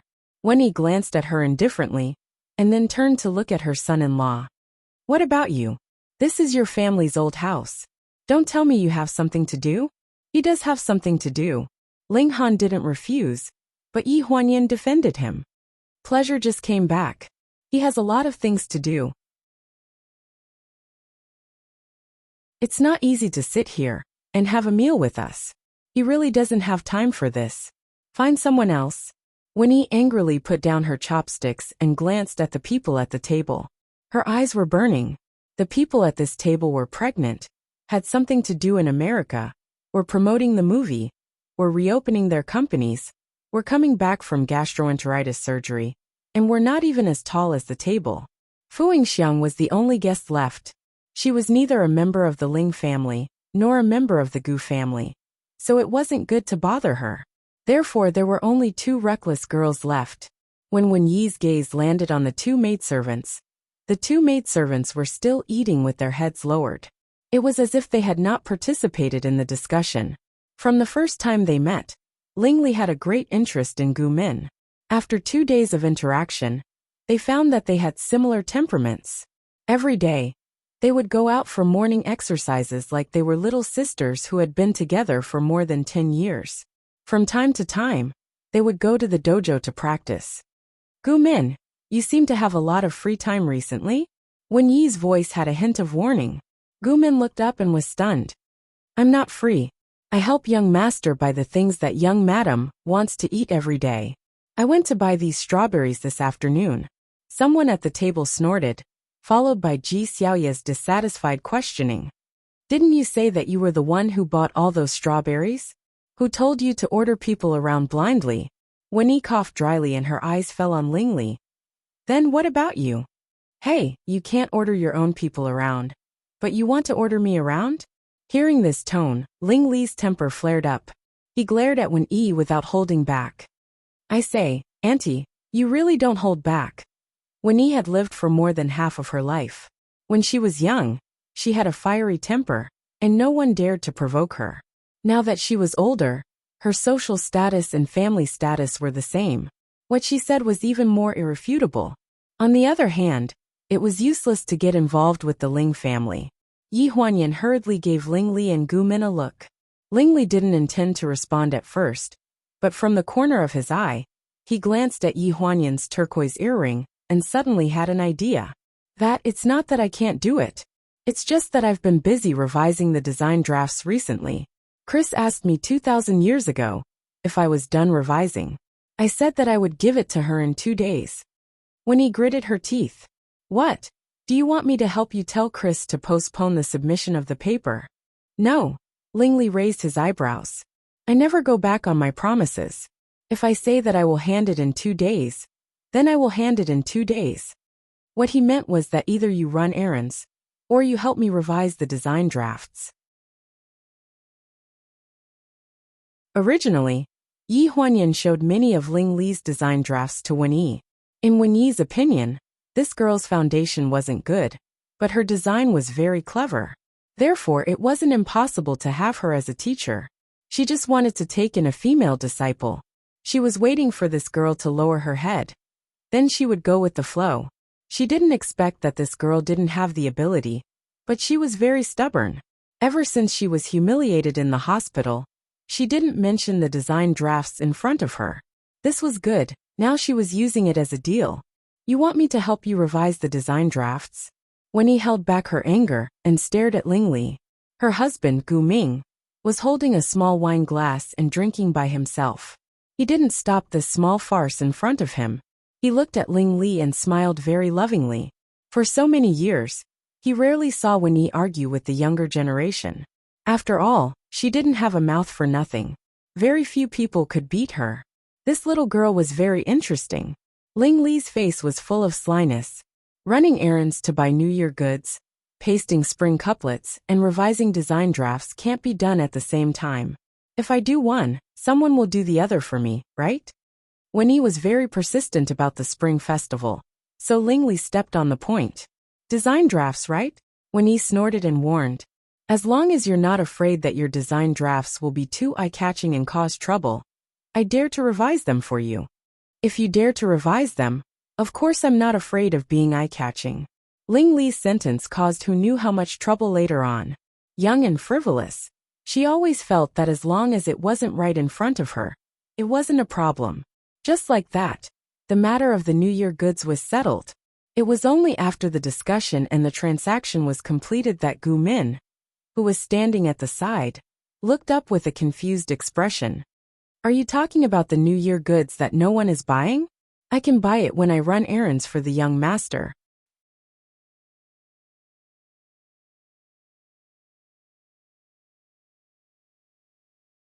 Chapter 549. Before the Spring Festival, the biggest news in the financial section was none other than Pleasure Group's restructuring and relisting. This piece of news even caused a heated discussion in the entertainment section.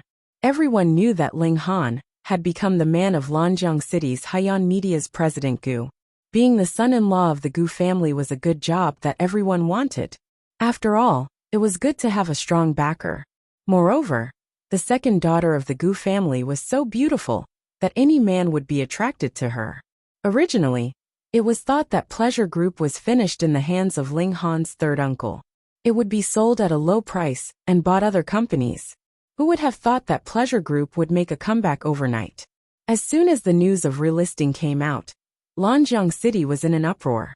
If the Gu family had the intention to support their son-in-law, this would not be a problem. However, the public had not completely digested the news of Su Nanxing's extramarital affair. They thought that Ling Han was about to be chased out of the Gu family by the time this happened. After Ling Han returned to Pleasure Group, the first thing he did was to restructure the group. A large number of shares were returned to him, so the real power of the entire group fell completely into his hands. After that, Pleasure Group directly bought back the shares at a high price and distributed them to the internal senior management. The inactive senior management was asked to leave. The original staff returned one after another, leaving only the elites. A group of people who had entered the company through nepotism were also eliminated. They quickly established long-term overseas cooperation with two of the world's top 10 media companies. After being listed for a week, Pleasure Group's shares rose several times. Those who looked down on Ling Han and mocked him at various cocktail parties were all dumbfounded. There was also a lot of discussion on the internet about Ling Han's methods of dealing with his uncle, who was behind his back. So many senior management were asked to leave, leaving only Umbo and his son. Ling Han is still soft-hearted. Come on, didn't you hear that Umbo was arranged by Ling Han to be in the African branch? Africa? Yeah, it's a malaria epidemic. Ling Han had indeed transferred Umbo to the African branch, but the day before the departure, the old man had a heart attack and was directly sent to the emergency room. In the hospital, he was resuscitated for an entire night. After coming out, she pulled Ling Han and burst into tears. Han, it's all my fault. I don't have the face to see you anymore. If it weren't for my illness, I would have gone to Africa and never come back. Ling Han calmly pulled his arm away and stood beside the bed. His expression was cold, as if he was looking at a stranger. Since uncle is so unwell, you don't have to go all the way to that kind of place. My mother will blame me if she sees it in the sky. Before Umbo could breathe a sigh of relief, he said again, I've already asked someone to send my cousin over. He's young and strong. He can stay in Africa for at least 10 years. He's more suitable than you. You. Umbo almost couldn't catch his breath and was directly sent to the emergency room. After coming out of the ward, Yi Huanyan called Ling Han's cell phone. The voice on the other end of the phone was a little worried. What did the hospital say? Is it really a heart attack? Ling Han sneered. It might not have been true before, but I'm afraid it's true now. Why, what did you do? I sent Wen Siyuan to Africa. Hearing this, the person on the other end of the phone was stunned for a second, then immediately burst into laughter. If you tell Umbo about this, won't he explode with anger? He only has one precious son. If you really feel sorry for him, then hurry up and get Wen Siyuan back. I have no objections. When it came to feeling sorry for his son, Umbo really did feel sorry for him, but not to that extent. In Umbo's eyes, the most important thing was probably his money. Money was more important than anything, so what was the point of talking about a son? Since there's nothing else, come back for dinner tonight. Ling Zhan said that she has something to announce. Something to do with Sister Ling. I thought so. Yi Huanyan coughed on the other end of the phone. But does this need to be announced? Doesn't everyone already know? Ling Han did not care about what Ling Zhan was going to announce. Instead, all his attention was attracted by the occasional cough on the phone. Do you have a cold? No. Yi Huanyan cleared her throat. My throat is a little itchy. I guess the air is not good. Hearing this, Ling Han looked down at his wrist. It was 3:30 in the afternoon, 1.5 hours before Yi Huanyan's work ended. After leaving the hospital, he went straight to the nearby pharmacy to buy some medicine, then went straight to Haiyan Media. When she saw Gu Qi leading Ling Han into the office, Yi Huanyan was stunned for a moment, then immediately smiled. Why are you here? Didn't you say that you would wait for me at home? I still have something to do here. It's okay. You do what you need to do. Drink this. A bottle of loquat cream was placed in front of Yi Huanyan from Ling Han's clean hand. The dark brown glass bottle shone brightly under the light. Yi Huanyan's eyes flashed with a touch of emotion. Although she said that it was not a big deal, her heart was as sweet as honey. In the afternoon, after the last promotional meeting about the movies during the Spring Festival, Yi Huanyan hurried out of the conference room. After drinking the loquat cream, her throat was much clearer. Ling Han was waiting for her in the office. When she came back, they put down the things and walked out of the building side by side. The sun was setting outside the building. It was rare to get off work early. Before the sun set, the city center's daily traffic jam had begun. Yi Huanyan looked up at Ling Han. It's blocked again. Ling Han frowned. In this situation, I'm afraid it'll take 4 to 5 hours to get home. Yi Huanyan looked at the subway sign diagonally across the street. Her eyes suddenly had a hint of slyness. Actually, we can take the subway. It's faster to squeeze people than to squeeze in cars. Ling Han was slightly stunned. Subway? You don't want to? Eldest young master? Yi Huanyan had a teasing look on her face. That's fine too. She did not expect Ling Han to agree, and agree so readily. It was rush hour and the subway was packed. The first train left twice, but Yi Huanyan and Ling Han could not squeeze in. It was not until the third train that Yi Huanyan forced Ling Han onto the train, but they were stuck at the door. When she looked up, she saw Ling Han's ashen face. Yi Huanyan's face tensed up. She barely held back her laughter. She looked up at his chest and asked, "Hey, didn't you agree to take the subway yourself?" Ling Han's face turned even paler. Ling Han's impression of taking the subway was almost zero. He vaguely remembered that he had taken it a few years ago, and it was also with Yi Huanyan. At that time, it was not rush hour, and the subway was barely spacious. At least, there was no such grand scene of butt-to-butt.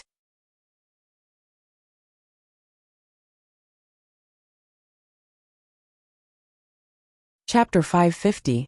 Ling Han had been well educated since he was a child, so he didn't have the slightest air of a commoner. His natural air of nobility seemed out of place in this crowded subway car.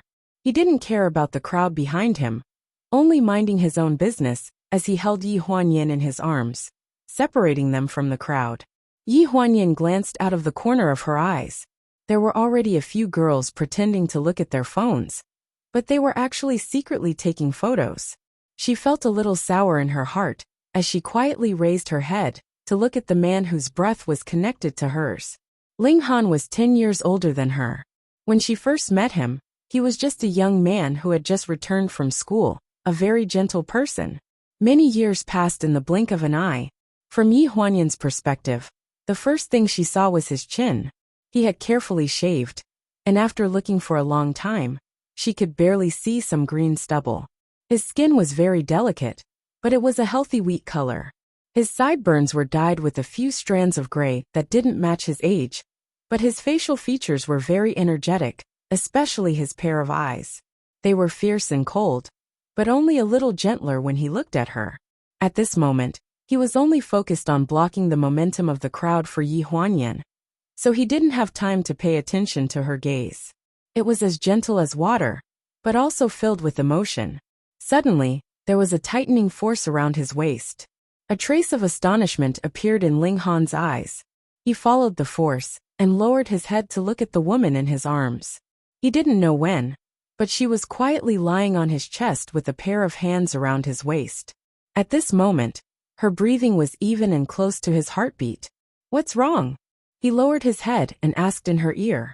The subway was very loud, so Yi Huanyan couldn't hear clearly, but she could roughly guess what he was asking. She rubbed against his chest and shook her head, quietly lying on his chest. After one station after another, the number of people in the carriage gradually decreased. However, Yi Huanyan seemed to have fallen asleep.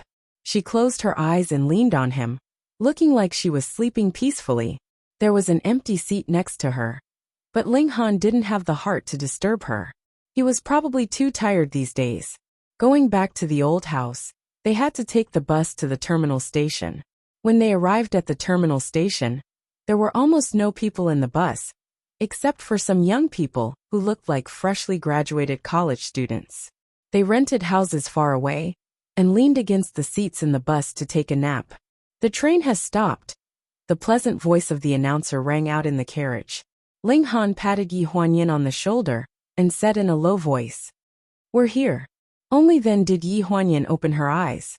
Her face was full of confusion. "We're here." "Yes."